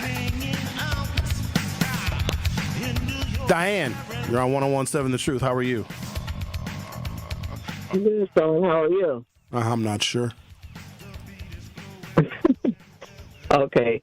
I have a question. I heard you guys talking about Ubers and Lyfts, and I'm just wondering, what does the insurance company have to say about people who are, using their cars to, make money? Because I recall my insurance company asking me, are you going to use your car? Do you use your car for Lyft or Uber? And I say no, but I think if I say yes, they might want to go up on my insurance. What's your thoughts on that? Do you use your vehicle for Uber or Lyft? No, I do not. All right. Yes, your insurance rate will probably be higher for a number of reasons. The miles that you drive in a year, if you were using your vehicle to transport other folks for money, will probably be higher.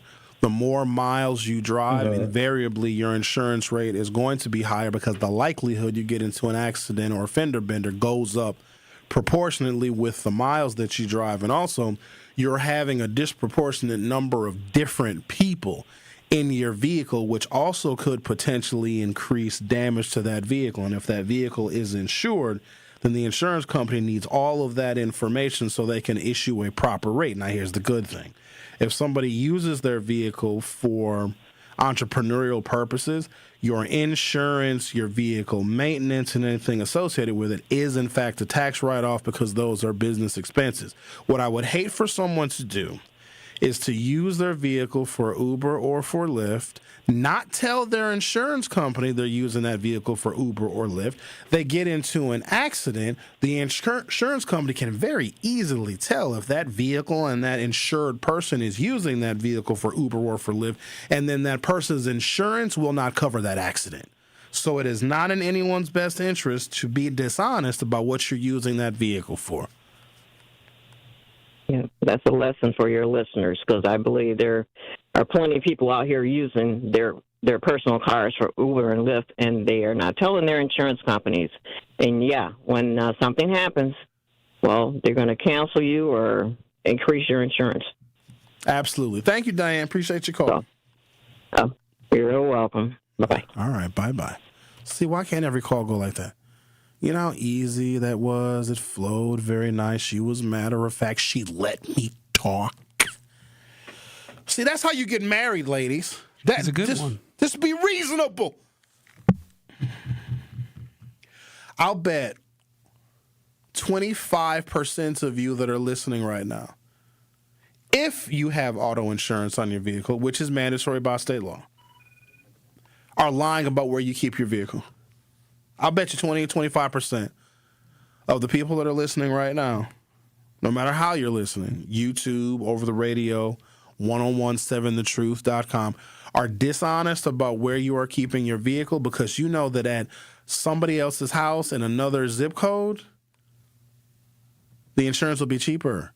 If you live in a zip code that's more rural or more suburban, your rate may be lower than if you say you live in 53205, 53206, 53218, 53224, et cetera, et cetera. Here's the problem with that.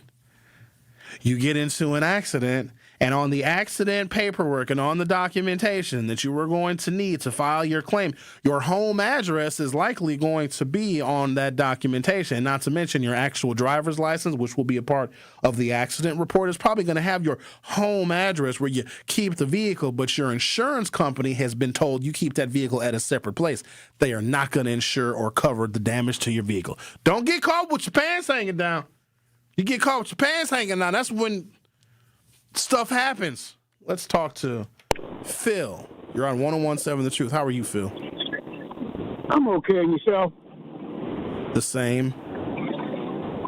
Hey, I was calling because I drive a Toyota. Okay. And when my factory warranty ran out, I got Car Shield, the one you see Ice-T on the commercial. And that's one of the questions they say for extended warranty. If you're using your car for an Uber or a Lyft, you cannot have that extended warranty. I believe it. So, that's what I had to add to that. All right, thank you, Phil. Yeah. All right. I don't trust Car Shield. Them commercials sound shady. Hi, I just want to talk to you about your vehicle's extended warranty. I don't like that. Let me see. All you should be doing is apologizing to me, Lisa, for being factually inaccurate on the paperwork that you said you had in front of you. I'm ready. Sherwin, I did. I called back and had the... No. I didn't hear no. I'm sorry, Sherwin. I was wrong and acted a fool. What's that? Calm down. Tell me to calm down. I don't know. What do people... Don't tell me to calm down. I say you need to apologize to me because she was factually inaccurate about her own car. And calm down. No. Don't tell me to calm down. That's what I say to you. Short fuse today, huh? It's been a long week. And I don't put up with nonsense. See, a bunch of y'all put up with nonsense. You got to keep in mind, I put up with nonsense as a part of my job. And sometimes I run out of tolerance. All right, so Al, listen here now. Listen, Al, and I need you to listen good. Yesterday, Al, I told you to bring it down to a 6.5, and you took it up to a 12. Al, today, I'm going to need you to be at a 1. I'm going to need you to tone it down, okay, Al? So I'm going to take a break. When I come back, we're going to talk to a very toned down, very subdued, relaxed, very non-profane, family-friendly version of Al. No. This isn't going to be the Al that you're used to. Not him. Not talking about naughty, nasty adult things. No. That was the old Al. See, this next phone call that we're going to take from Al is going to be Al turning over a new leaf. No, not the Al that has been canceled from 101.7 37 times. No, not him. Not the Al where we had to have a public on-air trial to determine if Al could even be able to call 101.7. No, not him. Not the Al that accuses all Republicans of being gay and raping little boys. No, that Al is reformed. Stay tuned for the new and improved Al, only on and exclusively on The Truth with Sherwin Hughes on 101.7 FM. You can listen to us online at the 101.7thetruth.com. Talking about, I don't even know what... Is this my guy calling?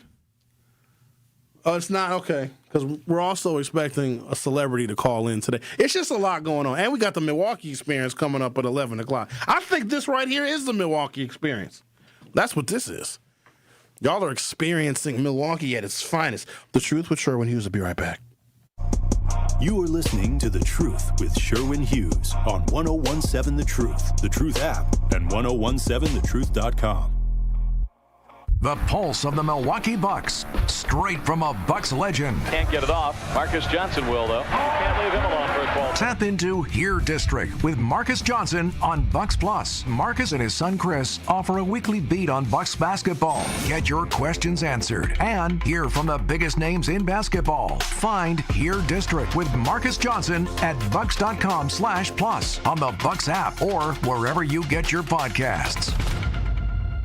Life's better with Drive My Way from American Family Insurance because we know it's more than just a car. It's your escape pod, your adventure mobile, your memory maker. And we help protect the dreams that drive you. Personalize what you pay for auto insurance and you could save between 10 and 35%. American Family Insurance. Get a quote and find an agent at amfam.com. Products, pricing, and availability vary based on the way you purchase insurance and by state. Unsafe driving behaviors may increase your rate. American Family Mutual Insurance Company, SI, and its operating companies, 6000 American Parkway, Madison, Wisconsin. Are you planning a special event? Do you need a personal chef? Either way, make it tasteful. I'm Alicia the Chef, owner of Tasteful Events Catering, and we create customized food experiences for any occasion. We bring quality, flavor, and professionalism to every table. Whether it's a special event or everyday meal solutions, we focus on delivering more than just food. We create experiences. Book today or learn more online at www.tastefuleventscatering.com. Hi, I'm Vanessa Williams, and I want to share with you the role that diabetes has had in my family. I lost my grandmother at the early age of 64 due to complications with diabetes. She was warm, generous, and a constant encouragement for me to follow my heart. Did you know that African Americans experience chronic kidney disease at a rate that's 25% higher than white Americans? And we're almost 4 times more likely to develop kidney failure. Diabetes and high blood pressure are leading causes of kidney disease, which can result in kidney failure, needing dialysis, or a kidney transplant. The good news is that you have the power to check out how well your kidneys are doing and learn ways to prevent them from failing. So go to your doctor and get yourself checked out. Visit linkbylovetv.org to learn more. Get the facts, get checked, and get healthy. This is The Truth with Sherwin Hughes on 1017 The Truth, The Truth app, and 1017thetruth.com.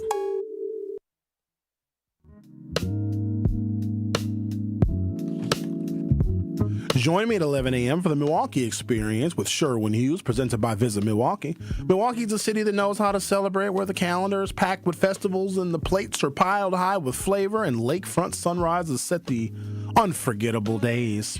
Here in Milwaukee, every street leads to something worth savoring.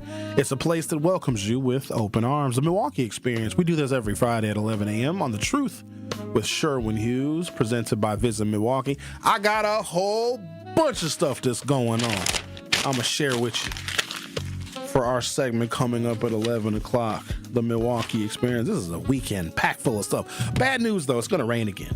So please be careful if you don't like rain, I guess. And, I don't know, put sandbags around your house so it doesn't flood. Let's talk to a new and improved Al. Hey, Al. Hey, man. How are you? I'm doing wonderful. The first thing I want to say is some of y'all talk too much. I heard a couple of y'all callers that call in talking about y'all insurance. Stop running your mouth so much. Y'all ain't even that honest when y'all do y'all crooked stuff. You just make sure you pay your insurance on time and you got the right coverage. I don't care if you was behind a liquor store and you got your windows busted out because you was doing something that you had no business doing, but it was feeling good in the end and you had to call your insurance company.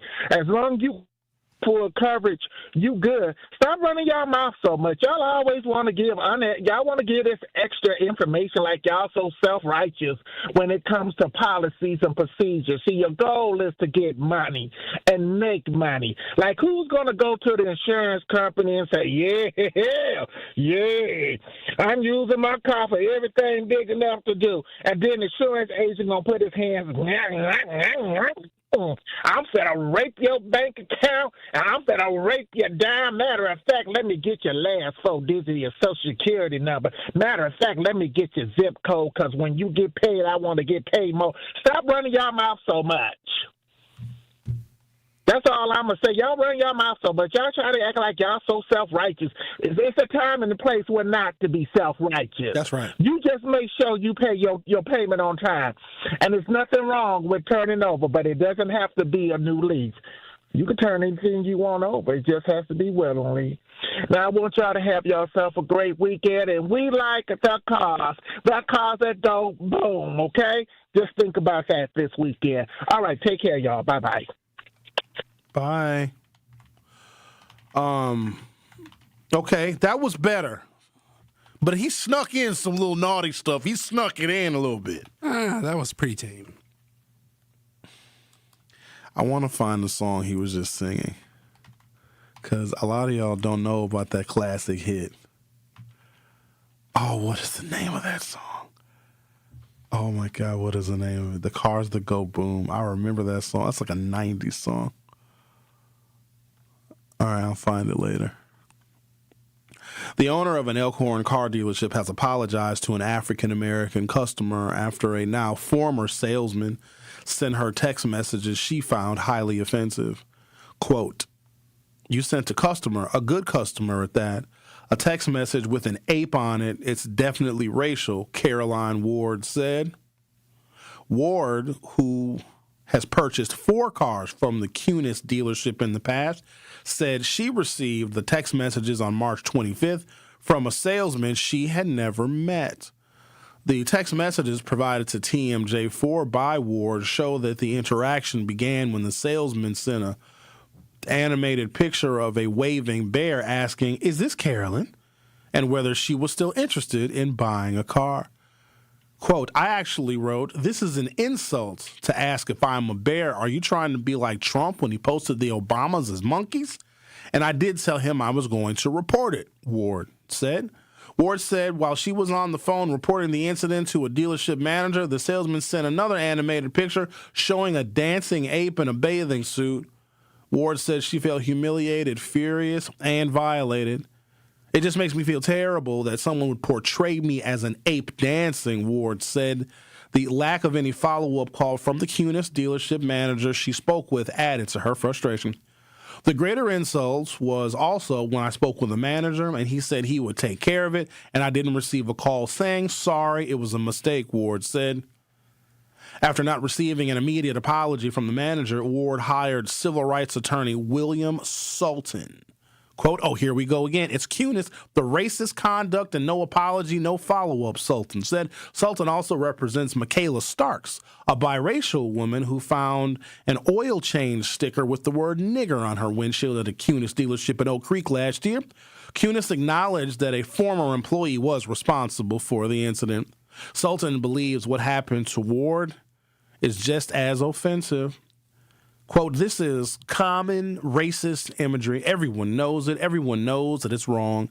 And you should expect someone to be fired. You should expect an apology," Sultan said. Mike Cunis is the regional manager for Cunis Auto Group, and his family owns the company. He said Cunis Auto Group has parted ways with the employee and called Ward to apologize. Here's the part that baffles me just a little bit. Now, y'all can do whatever you want. Buy your cars from whomever you buy them from. I am discouraging people from going to dealerships because I think that they rip a lot of people off, and there's a lot of headache, and there's a lot of unnecessary things that people have to deal with when you go into a car dealership, including how you may be judged based on your race. And unless you know exactly what you're doing, going into a car dealership and purchasing a vehicle is playing a game in which most people are not very versed at the rules, because people will walk in and they say the wrong thing. "I want my payments to be X dollars a month." I promise you, they're going to get you that vehicle at the dollar amount you want to pay, but the interest rate that you are paying and the term of your loan is going to be ridiculous, and you're going to find yourself underwater with the purchase of that vehicle. And we as black folks in particular do not need more financial headaches and financial burdens. I suggest buying vehicles online. Now, if you want to test drive a vehicle, then you can go to a dealership, because you know you can test drive a vehicle with no obligation to buy it. Now, they're going to try to sell it to you, obviously. But if you like the way the vehicle drives and if it's comfortable and has all the features and the creature comforts that you like, then you are more familiar with that vehicle. Now go look for that same vehicle online. I guarantee it's going to be 10 or 15% cheaper, including shipping. I purchased my last vehicle from Carvana, and I loved the experience. I did everything online. I picked the vehicle. It had these 3D pictures where I could rotate the vehicle. I could open the doors and open the trunk and open the hood and look all up in the vehicle with high-resolution photos. I applied for my financing, boom, bip, got my financing all approved. They said, when would you like your vehicle delivered? I selected a date on the calendar. They dropped the vehicle off. They allowed me to do a test drive when they dropped the vehicle off. So they dropped the vehicle off on a flatbed, and the lady was like, here you go, drive the vehicle, let us know what you think, inspect it, check it out, up, down, left, right. And she was like, if you don't like anything about this vehicle, we will take it away, we will give your money back. I said, cool. So I drove the vehicle about 10, 15 minutes. Everything was worked out. I signed a couple of documents, and they gave me my temporary license plates until my license plates came in the mail a couple of weeks later. Very easy, very straightforward. I didn't have to deal with nobody calling me no damn monkey. I didn't have to deal with somebody charging me all these hidden fees, because when you buy a vehicle online, everything you're paying, boo-boo, boom, it's right there. Everything you're paying. They tell you what the title fee is, tell you what all the licensing fees are. They ship the vehicles for free, because Carvana has a couple of different ways in which they can get you the vehicle. The car you want might be in California. Carvana will deliver that vehicle to your house, to your mama's house. It'll deliver it to your work. And they have like regional pickup locations. Sometimes the vehicle that you want might be at a Carvana pickup location. I think they have a couple in the south part of Milwaukee County, like in Franklin and Oak Creek and in that area. So you can just go take an Uber to one of the Carvana depots and go pick your vehicle. Is this our guy, Xavier? Damn it, it's not our celebrity call-in. Oh, hell no. A kidnapping?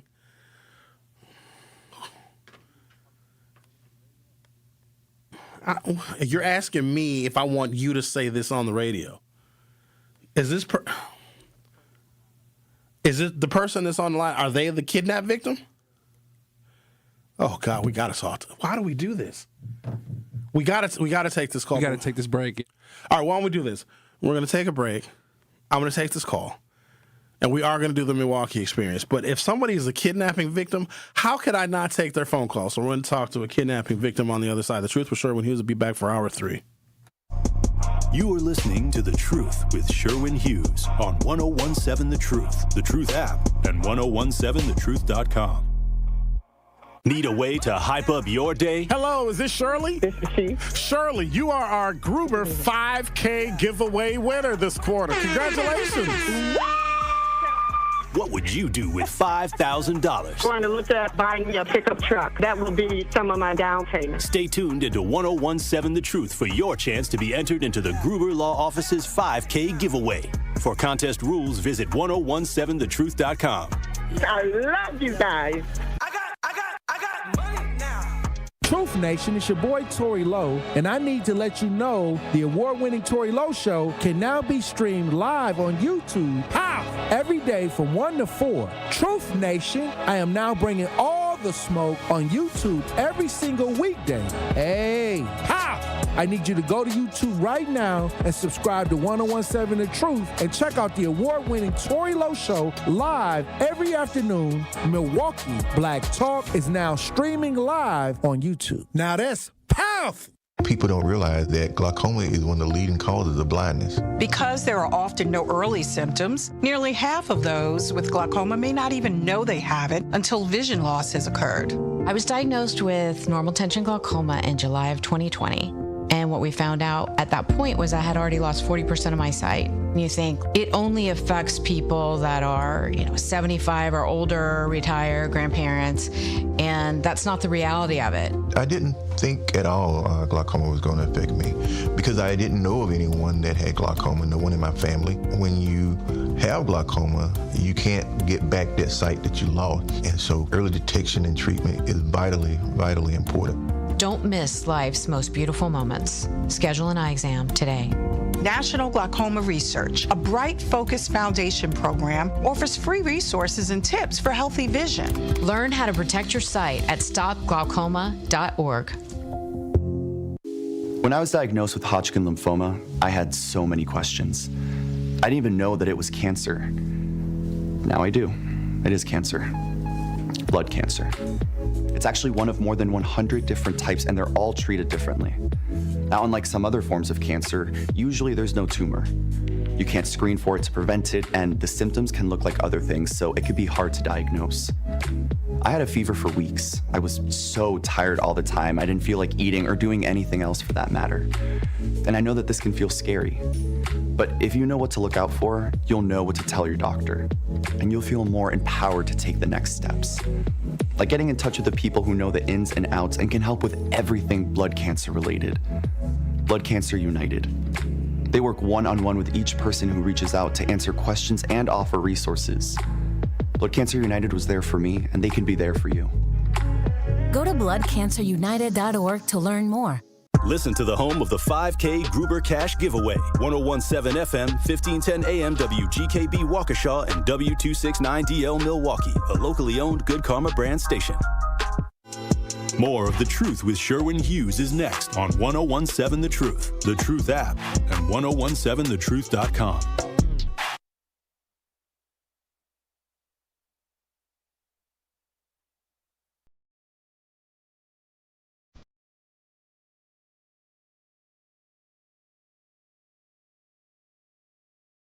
Welcome to a very serious hour 3 of The Truth with Sherwin Hughes. Let's talk with Ellen. Hello, Ellen. You're on 1017 The Truth. Yes. Hi. Hi. Yes. Hi. What's going on, Good Ellen? morning. My grandbaby was kidnapped yesterday. He's 7 years old. It's an interference of the mother and the dad. He took them to Texas yesterday. My daughter is here, so if you want to talk to my daughter, that's fine. But she's on the phone with the police right now. That's who she needs to be on the phone with, Ellen. If she's on the phone with the police, that is who we want to be handling and investigating this. What other details can you share? But they act like they ain't. They act like they're not doing anything. Does the father? They seem like it's a civil matter. Does the father have placement or custody of the child? No, my daughter has custody of her son. She has full custody of her son. So this man that kidnapped this child and took the child to Texas, I believe you said, correct? Yes. That is the biological father of that child, correct? Correct.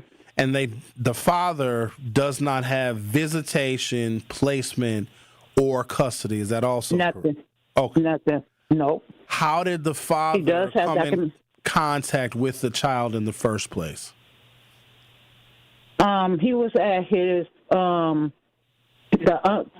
aunt's house, and my daughter particularly told the aunt not to sit up here and give her baby to nobody.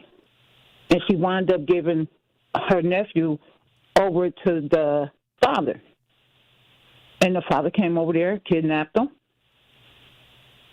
How do you know that the child and the father are in Texas? Because it was told to me. It was told to me.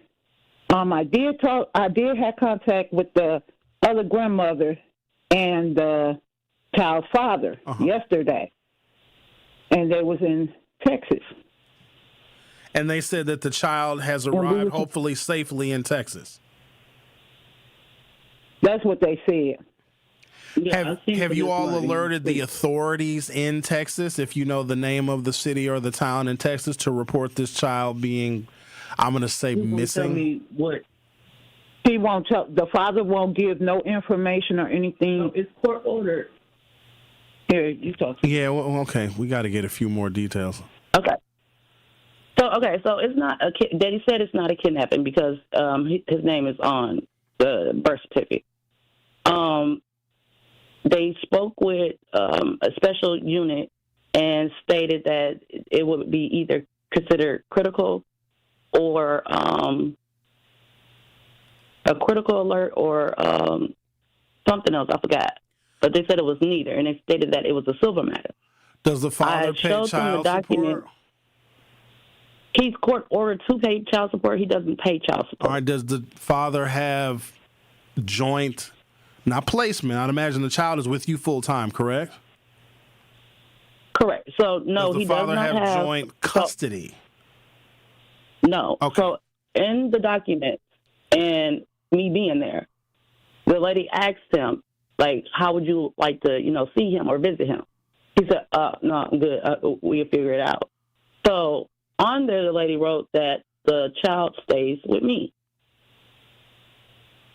And then also in the documents, it states that it's an interference of custody. So he's unable to disrupt the child's placement of staying, residence. Who was unable to disrupt the child's placement? Who was unable to interrupt the child's placement? The father. The father. Okay. Correct. And you have credible information that the child and the father are in Texas. Did they drive to Texas? No, they got on the plane. Did the father so he clearly bought a plane ticket for himself and the child. Did the father alert anybody that he was taking the child to Texas to see family, to visit somebody? Did he tell anybody that? Did you have any prior knowledge that your son would be going to Texas? That's number one. Number two, when were your court proceedings? Because you said the child is 7, correct? Correct. When did you go to court to determine custody and placement and child support? This was started at the beginning, so this is dated, filed, and stamped by the district clerk November 26th of 2018. Okay. Why was an Amber Alert not issued? Like, that's what I'm concerned about, because anytime a child is kidnapped, and especially if children cross state lines, it is now a federal offense. But do you know if an Amber Alert has been issued? Yeah, so I'm trying. No, they never turned around and reached out or put out an Amber Alert. So what are the authorities telling you as to why they are not being more urgent about the matter? They're not doing their job. They have to give you some kind because they have to give you some kind of prevailing reason as to why they are not pursuing a missing child. And you're saying, they're not doing their job, but what reason did they give you for not issuing a missing child alert, an Amber Alert, et cetera, et cetera? And why are they not contacting the authorities in Texas? It seems like there's a real critical piece of information that's missing here. Because usually they take a kidnapped child real seriously. Mm-hmm. Yep. They're sure right. So that's why I'm calling for help. Like, this is ridiculous. Like, this is a child that's been kidnapped. Like, this is ridiculous. Ma'am, did the police call it a kidnapping? Because if they didn't call it a kidnapping, then there's nothing a radio station can do. We can obviously tell people. But they admitted your child was kidnapped, which is a federal offense because the child crossed state lines. And did they say that there's going to be anyone pursuing the child or the father? Is there a warrant out for the father's arrest? I'm sure the authorities know who the father is, his name, his address, all that. You have the documentation of him getting on the plane or the airline does, et cetera. Has any of that information been pursued? They know his name. My daughter just you talking to the grandmother now. They know his name. He won't give out his address to where he's at or anything like that. They won't give. He won't give out. The father won't give out where his whereabouts at. We just know that they back into Texas. That's all they know. I'm going to ask you a sensitive question. Are there any allegations of abuse against the mother? No, sir. Okay. And the police are they going to get back to you? Are they going to provide you any additional information? Or what is the last information you got from law enforcement? My daughter is on the phone talking to someone now from the law people. When did the child go missing? Yesterday morning. Did she call the police? She did not know. Okay, she didn't know. She didn't even know her child. She didn't even know her child was missing until she had called the aunt.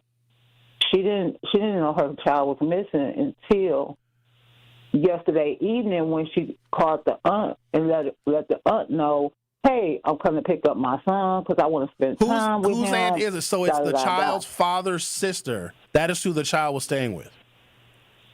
Yes, sir. Okay. And has the child stayed with that aunt before?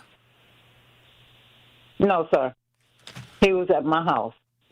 My next question is, why did the mother of this 7-year-old child drop this child off at the father's sister's house if she had never done so before? Because here, there's no kids here. She just wanted the kids to be around the other kids, like to be around the other side of the family. Okay. His side of the family. Sure. So that's how that had went. And she was leaving the child there overnight. Right. Okay. So that's how that went about.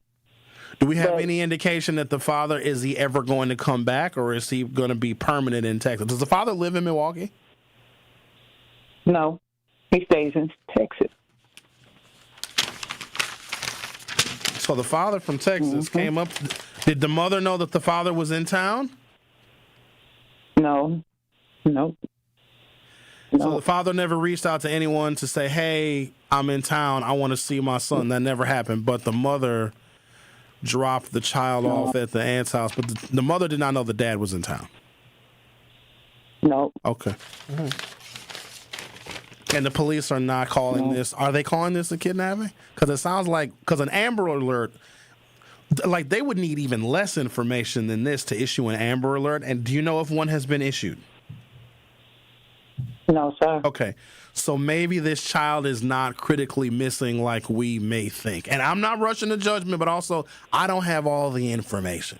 Now, we are communicating this, people, to a lot of folks that are listening to the program. I'm sure a lot of them have a bunch of questions. But to me, if a non-custodial parent puts a child that didn't get permission from the custodial parent that has custody and placement, if the father comes and puts that child on a plane and crosses state lines, not only is that kidnapping, that is a federal offense, because once you take a child across state lines, now the feds are involved. But if local law enforcement is declining to get involved, there might be some critical information that is missing. So please keep us posted. I mean, he has the paperwork. He has all the information, all the paperwork and everything, stating all this information that she gave to the police yesterday. Do we believe the child is in danger? Well, the father is staying with a broad. I want to say something else. No, don't say that. Staying with another female. He doesn't have his own place. I'm going to ask you again, do we believe the child, because that's neither here nor there. Yes. The child is in danger because the father is staying with another woman? Yes. And the child, and he has another kid in the home. Okay. And the kid already had molested another child in the home. So, yes. And this is in Texas, and you guys are... You're sure... We in Milwaukee. Correct. But you're talking about a child that's in Texas that's in that same house with this woman and the child's father molested another child. Yes, sir. Okay. All right.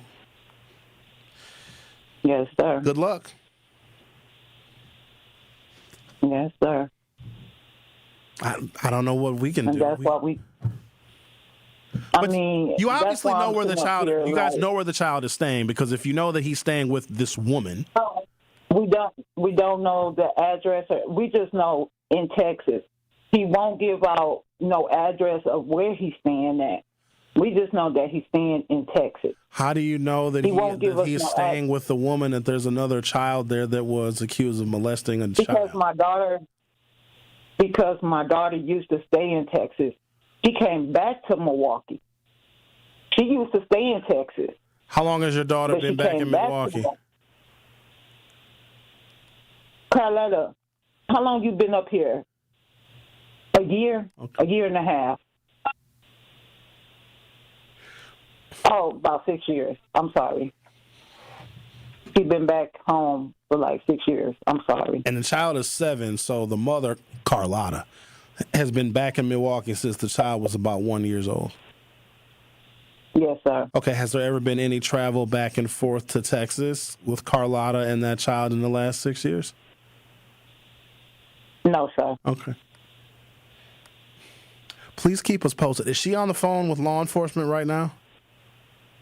Yes, sir. Okay. Can you call us back and let us know what law enforcement is saying? Does law enforcement seem to be urgent with this? Are they moving urgently, in your opinion? Well, yesterday she had called them. She had called them about, because I had got a phone call from her about 3 o'clock yesterday. She waited 3 hours for the police to come and get the police report. She waited 3 hours. That's why I don't understand. Like, hey, she called 911 to report her child is missing and got on a plane to Texas with a non-custodial parent. 911 took 3 hours. Yes. Okay. Took 3 hours. Has the father filed any court papers? Has there been any refiling of any custody or placement agreements in the last, let's say, 6 months? No, sir. Okay. And you're sure about that? Yes, sir. Okay. All right, well, keep us posted. Yes, sir. Let us know how it works out. I sure. All right. Okay, then. I sure will. If there's anybody out there that could give me more information on, or give my daughter more information on what else that she should do, because I feel like these police is not doing their job. Like, ma'am, if law enforcement, here's what I would suggest. Call the district office of the FBI, because a child has been transported across state lines.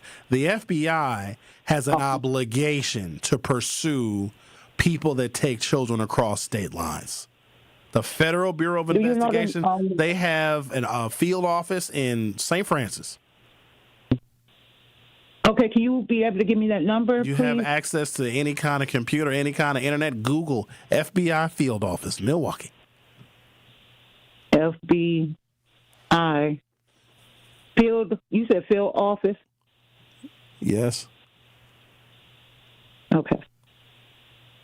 Thank you so much. All right, thank you. Thank you. Have a good day. All right, you too. That child might be better off in Texas. I don't know. Something about that. Yeah, it seemed a little. Something's not right, huh? How you gonna report a child missing? You know the child got on an airplane to go to Texas. So that, to me, on its face, it sounds like a kidnapping. But I don't know. They never tell you everything, X. They never tell you everything. Well, we had checked on the baby 4 days later, because I had dropped the baby off at a place where the baby had never been before, because I wanted the baby to be around kids. But now the baby is in Texas with a broad. There's something going on. It's something, because you can't take a child across state lines and have local law. Like, that's an Amber Alert if I've ever seen one. Like, immediately. Hold on, let me check my phone, because they be sending the Amber Alerts to your phone, I got a couple the other day. An Amber Alert or a damn tornado warning? Big difference. Amber. Let me see. I know I ain't got no Amber Alert. I think that was. That's a call for Tory Lowe. Did Tory Lowe go down to Texas and get the baby? Yeah, I think they thought this was a Tory Lowe show. Actually, Tory has his neighborhood cleanup tomorrow, so he can't go to Texas. Hey, I got the neighborhood cleanup tomorrow. Truth Nation, come clean up the neighborhood. Tory Lowe Show. The Truth with Sherwin Hughes will be right back with the Milwaukee Experience. Don't touch that dial. The Truth with Sherwin Hughes will be right back on 1017 The Truth, The Truth app, and 1017thetruth.com. Truth Nation, it's that time again for the Tory Lowe Community Cleanup. Mark your calendars for Saturday, April 18th from 8 a.m. to 12 p.m. as we come together to clean up the city of Milwaukee. Be part of making a difference in our community. The Tory Lowe Community Cleanup, Saturday, April 18th, 8 to noon. Sponsored by Milwaukee College Prep, Steinhoffels, Cousin Subs, Waste Management, and presented by the Milwaukee Metropolitan Sewerage District, your clean water partner, serving greater Milwaukee for 100 years. Life's better with American Family Insurance because we know you love working weekends. If it means working on your dream home, both inside and out. And we're here to help protect those dreams so you can enjoy peace of mind. Save up to 40% when you bundle home and auto. American Family Insurance. Get a quote and find an agent at amfam.com. Products, pricing, and availability vary based on where you purchase insurance and by state. Some exclusions apply. American Family Mutual Insurance Company, SI, and its operating companies, 6000 American Parkway, Madison, Wisconsin. Redlining happened here. Some neighborhoods are still left behind. When decisions are made about our blocks, our homes, and our families, we deserve to be heard. The Milwaukee County Office of Equity and Empower invites you to help us tell the story of wealth by taking a short survey online. What do you need to build wealth for your family, business, or neighborhood? Take the survey and be entered in to win concert tickets, cash prizes, and more. Take the survey now through the end of March at mkestoryofwealth.com. That's mkestoryofwealth.com. Our children deserve a real chance to make it in life, and a good education is a passport to opportunity. At City Ford Collective, we're working to make sure there's a great Milwaukee school for every Milwaukee family, because more good options lead to better outcomes. And who doesn't want that? Together, we can give every child the foundation they need to thrive, and a stronger future for kids means a stronger future for Milwaukee. To learn more about our mission, visit us at cityfordcollective.org. That's cityfordcollective.org. Real talent is defined by what people can do, not where they learn to do it. So by stopping at the education section of a resume, you might throw away the perfect hire. You might miss someone who has valuable skills to offer to help your business thrive right now and in the future. Because the truth is this: Skills First Hiring helps you see talent others miss, like more than 70 million stars, skilled through alternative routes. When you let their story unfold, you gain a competitive advantage, because hiring managers who start with skills are 60% more likely to find a successful hire. See the real person, complete. See what others miss. Hire skills first. Learn why it's a competitive advantage at tearthepaperceiling.org. Brought to you by Opportunity at Work and the Ad Council. More of The Truth with Sherwin Hughes is next on 1017 The Truth, The Truth app, and 1017thetruth.com.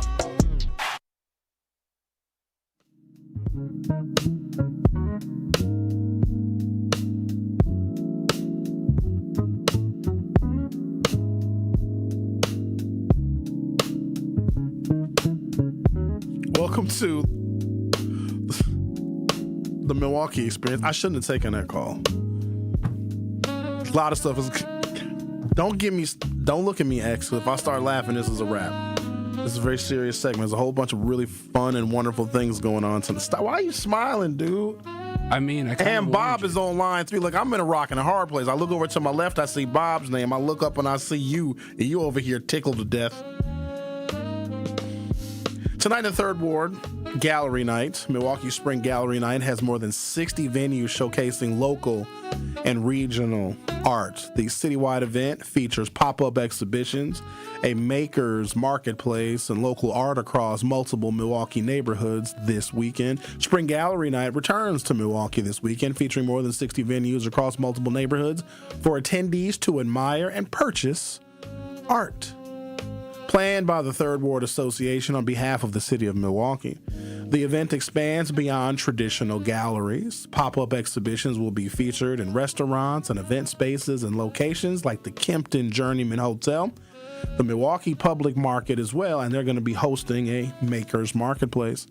Quote, you can expect everything. The unexpected for sure, says Jordan D. Chamber with the historic Third Ward Association. Go anywhere from River West to Walker's Point to right in the Third Ward and find these amazing exhibitions of our Milwaukee artists, national and regional artists as well, but it's not just for art you can buy. It's also art you can admire and really learn and get inspired from the process of these amazing artists, Jordan said. It's such an incredible opportunity for people to explore Milwaukee neighborhoods, especially neighborhoods they have never been to before.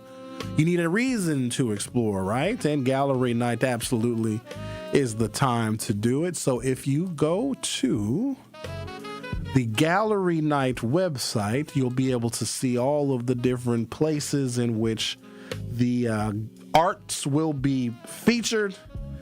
GalleryNightMKE.com is the website if you want to go to the different places and spaces and venues and restaurants and bars and lounges and hotels where local art is going to be on display and also available for purchase. That is Gallery Night. Also, speaking of art and all the things artistic, Art in Bloom at the Milwaukee Art Museum. Milwaukee's most joyful spring tradition returns with 4 unforgettable days as the museum fills with color, light, and fresh energy. Step inside and feel winter melt away, even though it's spring. Feel the spring melt away as the galleries come alive with floral arrangements inspired by favorite works of art, airy, vibrant, and full of movement. This year, visitors won't want to miss exploring the newly installed modern wing of the Milwaukee Art Museum, featuring works by Georgia O'Keeffe, Helen Frankenhalter, and Alex Katz. Never forget about Alex Katz. Grab a friend and wander through blooming flower displays and breathe in the creativity and soak up the festive atmosphere throughout the museum with stunning floral designs and music and refreshments, shopping, art making, and more. Art in Bloom is the perfect way to welcome spring, taking place this Thursday through Sunday. Tickets are limited at the Milwaukee Art Museum. For more information about Art in Bloom, visit MAM.org. That is MAM.org, MilwaukeeArtMuseum.org. And I guess I can let you guys know that we are still waiting for a call from one of the greatest comedians of our time, Mike Epps. And he is in town tonight at the Fiserv Forum with a whole host of other comedians at the We Them Ones comedy tour. BMN Entertainment, the powerhouse behind some of the nation's hottest comedy events, proudly announces the return of We Them Ones Comedy Tour 2026 coming to Milwaukee's Fiserv Forum tonight, April 17th, headlined by the NAACP award-winning actor and comedian Mike Epps and hosted by the comedian Tony T. Roberts. After selling out arenas and making more than 500,000 fans roar with laughter in 2025, the ultimate comedy experience is back, bigger, bolder, and wilder than ever before. This year, Mike Epps, the legendary comedian from Friday, Sparkle, Jumping the Broom, and the Upshaws, takes the helm as this year's headliner, with Roberts offering comedic interludes throughout the evening. As the host, this nationwide 36 arena tour will also feature an all-star lineup of comedy heavyweights, oh boy, including Chico Bean, DC Youngfly, Jayski, Jest Nesh, Carlos Miller, Mojo Brooks, Nav Green, and of course, TK Kirkland, with many more surprise guests to be announced. We Them Ones is not just a tour, it's an annual movement where stand-up meets social media and the culture shows up. From viral moments to sold-out shows, these comedians bring side-splitting laughter and real talk tonight at the Fiserv Forum. For tickets to We Them Ones, go to FiservForum.com. Mike Epps headlining the We Them Ones comedy tour, which will be in Milwaukee tonight. And you want to meet Mike Epps? I have details on the official after party at Silk Exotic Platinum on 114th and Silver Spring. So after the show, head on down to Silk Exotic. They're going to have tables and sections available, a meet and greet, and VIP access if you want to meet Mike Epps himself. The official after party for the We Them Ones Mike Epps comedy show is going to be at Silk Exotic tonight after the show. And I got good news for you night owls. Silk is open until 5 a.m. this morning. Don't let Zach find out that Silk is open till 5 a.m. Zach loses his whole mind. The official after party for the We Them Ones comedy show, featuring Mike Epps in person, signing autographs and doing meet and greets. It's going to be at Silk Exotic on 114th and Silver Spring. And here's what I'll do. I'll post, if I haven't done so already, I think I did. I'll post the official flyer and the QR code if you want to attend the meet and greet, where they're going to have VIP packages and live DJs tonight at Silver Spring. After the We Them Ones comedy show, I'll post the flyer in the Hughes Views Facebook group. You know, that's the Facebook group that corresponds with this show for those of you that may be interested. Let me tell you what, I'm going to be there. Oh, are you? Oh, yeah. I'm going to be at the after party. I got a bunch of stuff I got going on this afternoon and this evening, so I won't be at the actual comedy show. But I want to meet Mike Epps. Why wouldn't I want to meet him? I watched him in Friday After Next, and there's another Friday movie, I believe, that's coming out. He's a very funny comedian, and I'm glad that he's going to be here in the city of Milwaukee. Also, the Milwaukee Film Festival starts this weekend. It's going to go through the 30th of April, and Milwaukee Film Festival is named one of the coolest film festivals in the world by Movie Maker magazine. The Milwaukee Film Festival is one of the Midwest's largest film festivals and one of Milwaukee's most beloved cultural events. I will also let you guys know, full disclosure, I'm a paid member of the Milwaukee Film Festival. For more information about the films and play and show times and the list of films that are playing, including non-film events where there's going to be conversations with a lot of filmmakers and directors, go to mkefilm.org. That is mkefilm.org. We have got a fun, festive-filled weekend here in Milwaukee. You've got gallery night in the Third Ward. You have Art in Bloom at the Milwaukee Art Museum, the opening weekend of the Milwaukee Film Festival, and the We, Them, Ones comedy tour at the Fiserv Forum tonight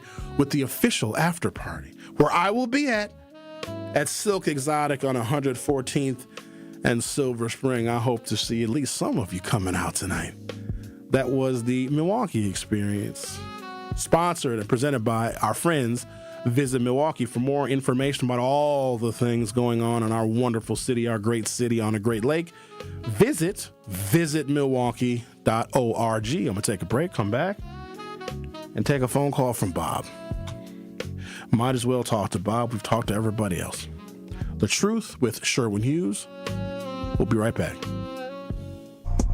You are listening to The Truth with Sherwin Hughes on 1017 The Truth, The Truth app, and 1017thetruth.com. Are you planning a special event? Do you need a personal chef? Either way, make it tasteful. I'm Alicia the Chef, owner of Tasteful Events Catering, and we create customized food experiences for any occasion. We bring quality, flavor, and professionalism to every table. Whether it's a special event or everyday meal solutions, we focus on delivering more than just food. We create experiences. Book today or learn more online at www.tastefuleventscatering.com. Still think you're going to use those old chemicals just sitting around under the sink, in the garage, or down in the basement? So don't let them sit there. Get rid of them right away to MMSD's Home Hazmat Drop-Off Centers. It's safe, it's easy, and it's open to all Milwaukee County residents. There are 3 locations open year-round. The Tory Lowe Community Cleanup is happening April 18th, and with a mobile drop-off to help you clear out that waste. Visit us at MLK Elementary School at 3275 North 3rd Street from 8 a.m. to 2 p.m. Let's clean up Milwaukee. Do you hear that? And that? And that? Those are the sounds of a healthy and vibrant community. And to this United Way volunteer, nothing sounds better. They're the sounds of children being given greater chances to succeed in school. The sounds of neighbors receiving the support needed to overcome challenges, both big and small. They're the sounds of families gaining access to quality health care and nutritious food for their tables. And they're the sounds of members of our community who've benefited from United Way's financial education programs. See, wherever there's a need in our communities, there's a United Way. People working together to respond and growing the good for everyone. United is the way. So join us by getting involved or giving back. Learn more at unitedway.org.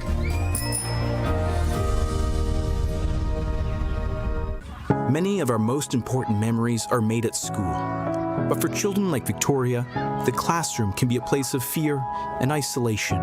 She wore a bandage over her cleft every day, too shy to speak, too afraid to smile.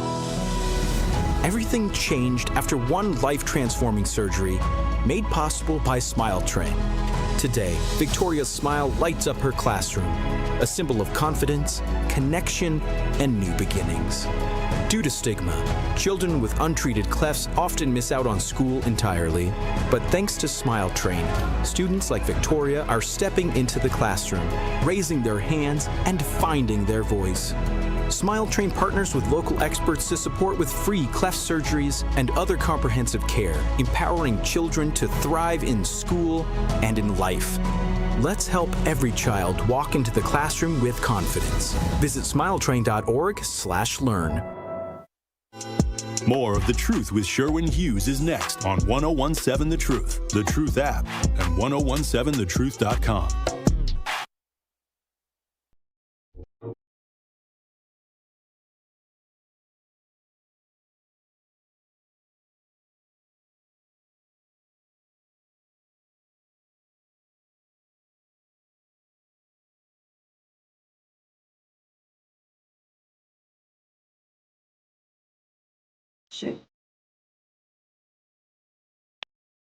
Bob, let me guess. You have the kidnapped 7-year-old. You got him. Have you ever had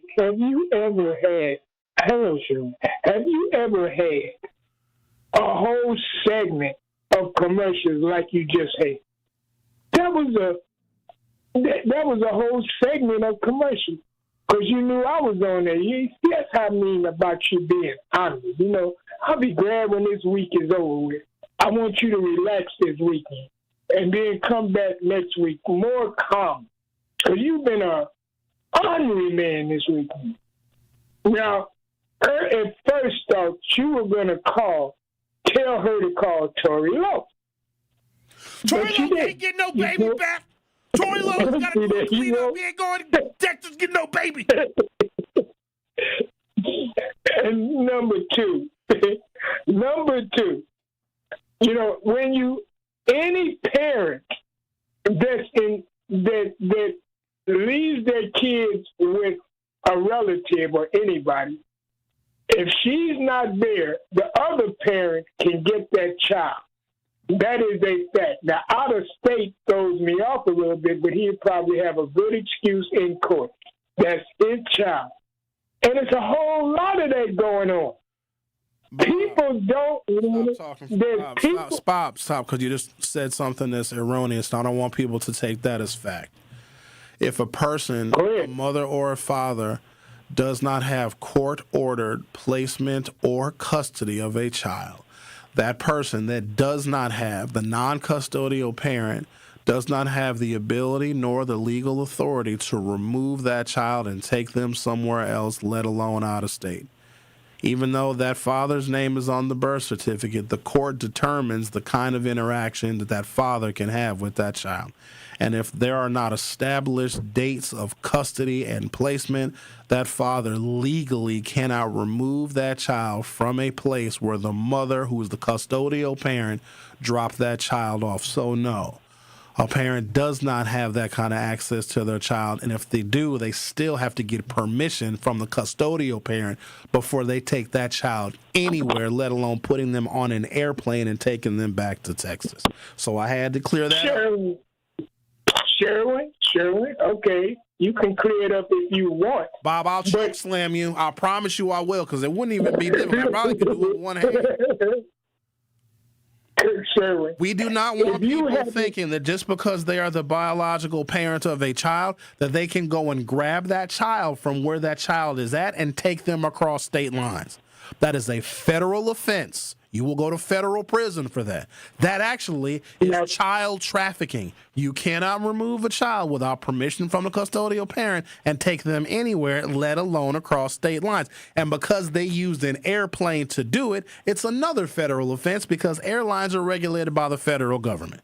So what that man did, if we believe the mama and the grandmama, is a federal offense, but because the Milwaukee Police Department doesn't seem to be acting too urgently, it's a whole bunch of information that we don't know, and I don't want to add too much more in because I think that I'm being kept in the dark about what is really going on. Sherwin, it's happened to me. I called 3 police, and they said, oh, yeah, go over there and, get the kids, And I went, and I didn't even knock on the door. And I got my kids. She was able to get my kids from a babysitter that I had left them with. And my kids wanted to be with me for some reason. How old were the kids? And, did you have placement and custody of those children? We hadn't been to court or nothing, and she probably hasn't been to court. If you haven't been to court and if court has not established placement in custody, then yes, the mama can go get the kids. Why would somebody would kidnap you? Will somebody listening to the show, would somebody go get Bob? Take him to Texas.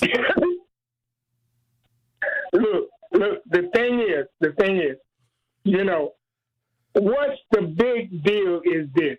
When I went to a job, my first job in Wisconsin, that man, if he didn't pay child support, he was going to jail.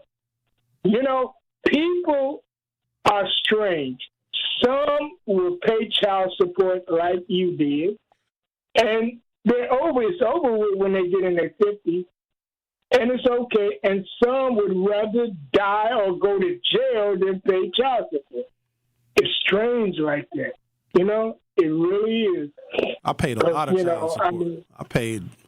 I know, Sherwin. It hurt. And they take it after taxes. And I only had one child. I mean, she's 22 now. She's a grown-ass woman studying nursing in Iowa.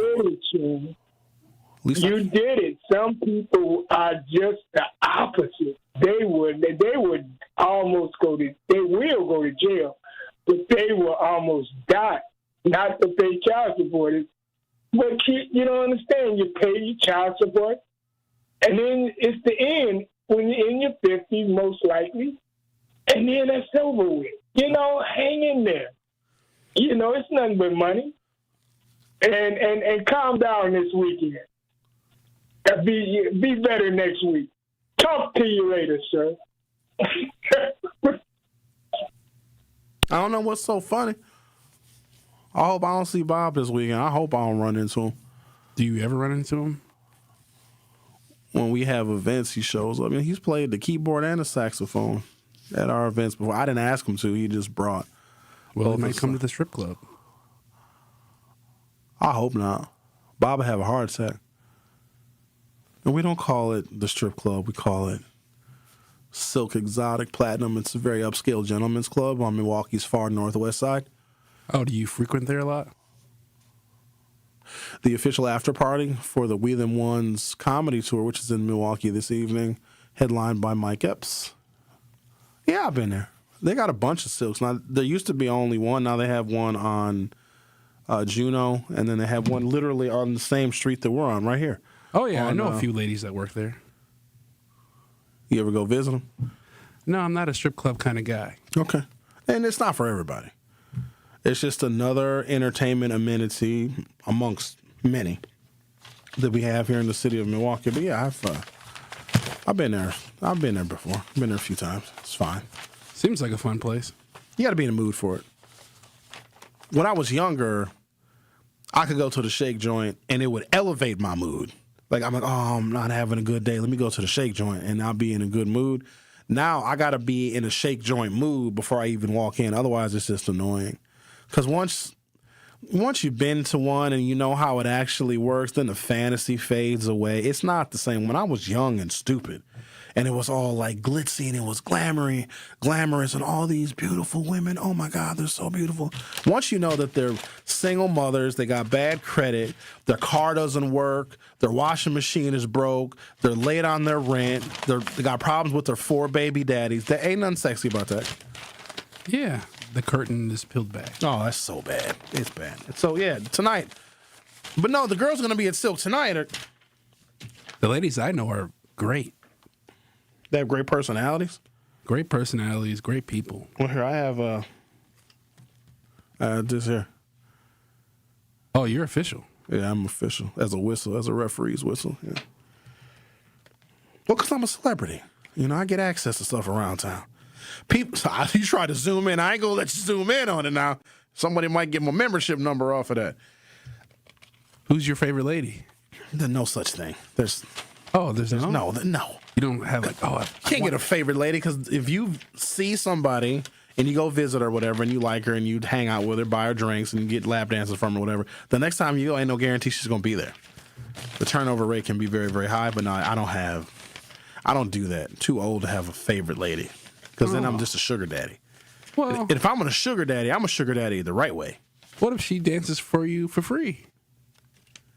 That happens, but I mean that only does so much.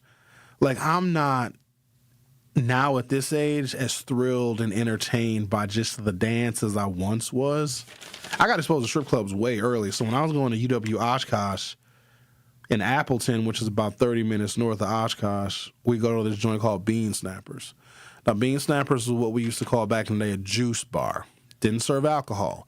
So all you had to be was 18 years old to go to a juice bar. Bean Snappers was fully nude. Once you see that changes the game right there, buddy. The game has changed. But Silk is just topless. And also, ladies that are all freaked out, like, oh, I don't want my man going to the strip club.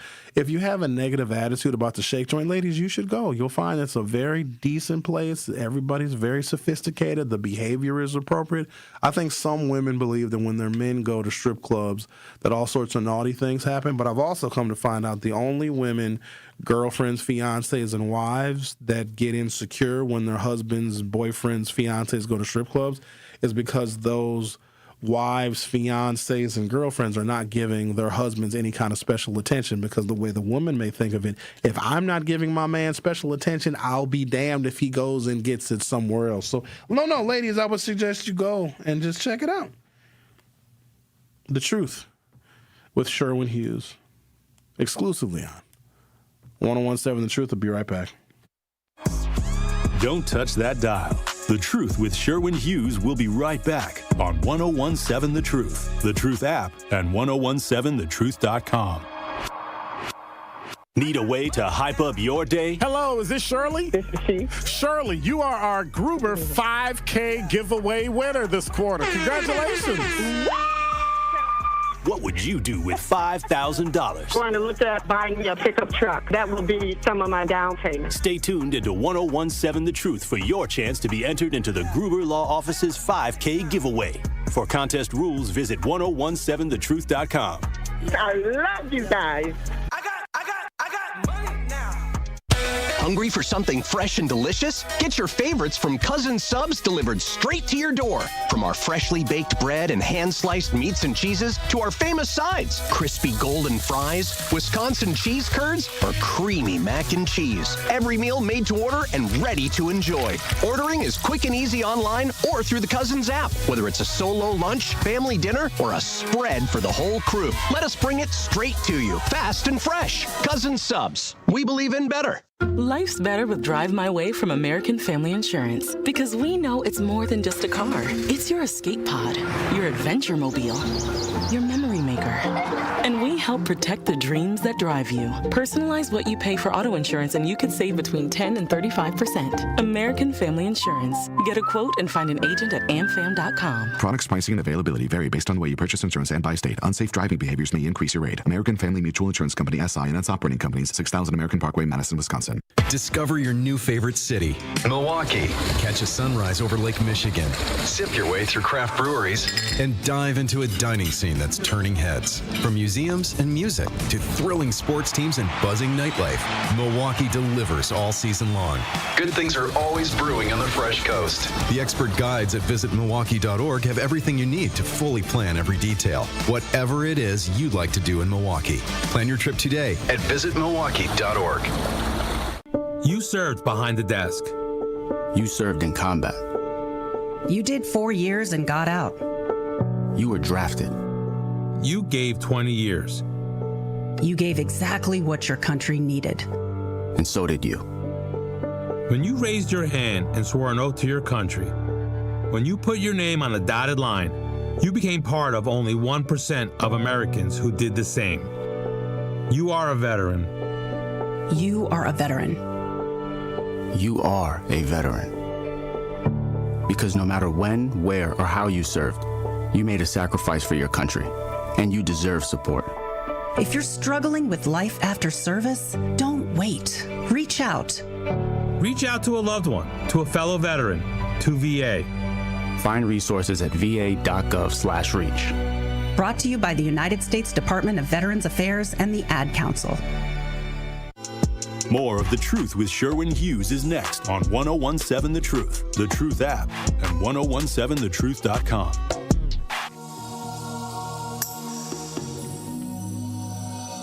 It's a spring thing.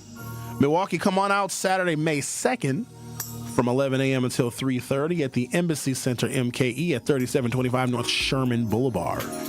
This free family community resource fair for all ages, ages 0 to 100. I'm not sure why you want to bring your 0-year-old, but you can. Get free diapers, baby wipes, groceries, haircuts while supplies last. I mean, people that are 100 years old could also benefit from some of those things as well. Don't miss baby food prep classes and powerful maternal health speakers. Bishop Walter Harvey and Delvery Blackwell will be there. Doors open at 10:30. Come early. It's a spring thing. Don't miss it. And speaking of spring things, tomorrow, everybody, Tory Lowe Neighborhood Cleanup is tomorrow. It's that time, the Tory Lowe Community Cleanup. Mark your calendars for tomorrow between 8 a.m. and noon, as the Tory Lowe Community Cleanup will be cleaning up the city of Milwaukee. Again, the Tory Lowe Community Cleanup tomorrow from 8 a.m. until noon. Bring the whole family.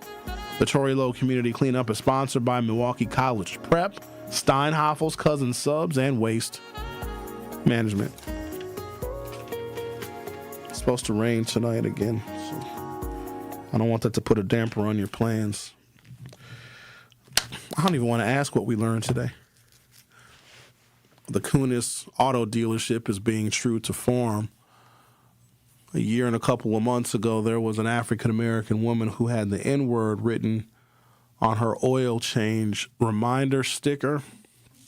And then when the technician that wrote the N-word on that oil change reminder sticker realized that none of his other coworkers removed it, and that the woman actually took her vehicle home with that N-word written on the oil change reminder sticker, the mechanic then got her home address and said he was going to come to her house to retrieve a, quote, tool that he left under the hood.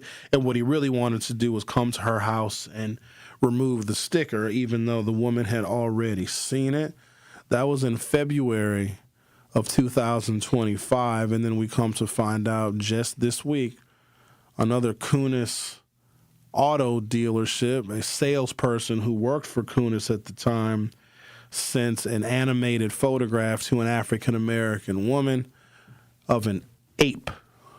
So the Cunis car dealership is illustrating what I would call a pattern of disrespectful and racist behavior. And I also shared with people, I don't believe we should be buying vehicles from car dealerships because their markups are too high. Their overhead is too high, and they have all sorts of little tips and tricks of how they can rip you off. And if you're not very, very financially literate, meaning if you don't know what that dealer's cost is for that vehicle, you are not equipped to negotiate, even though you think you are very smart. Also got a call from Lisa. She didn't know if she bought a damn car, if she leased one. Kathy got called a tackhead today. Oh, and a lady's baby got kidnapped to Texas. And Mike Epps is going to be headlining the We Them Ones comedy tour tonight at the 5-Star Forum, with the official after party being in Silk Exotic on 114th and Silver Spring. So after the We Them Ones comedy show, come on down to Silk Exotic. You'll be able to hang out with Mike Epps, VIP packages, meets and greets. I'll be there too. Come meet and greet me. Except you, Bob. Don't come anywhere near the strip club, Bob. Don't even pull into the parking lot. What else happened today? I don't know. Art in Bloom is going on at the Art Museum. Gallery night in the 3rd Ward. Milwaukee Film Festival kicks off this weekend. A lot of stuff going on. Oh, what a week. And I wasn't even here every day. I was only here 4 days this week, and it feels like I worked for a month this week. It was a good day, even Wednesday. They were very lively in the chat. Even though I wasn't even here live, you played a recorded show. It was a provoking one. Me? Provocative?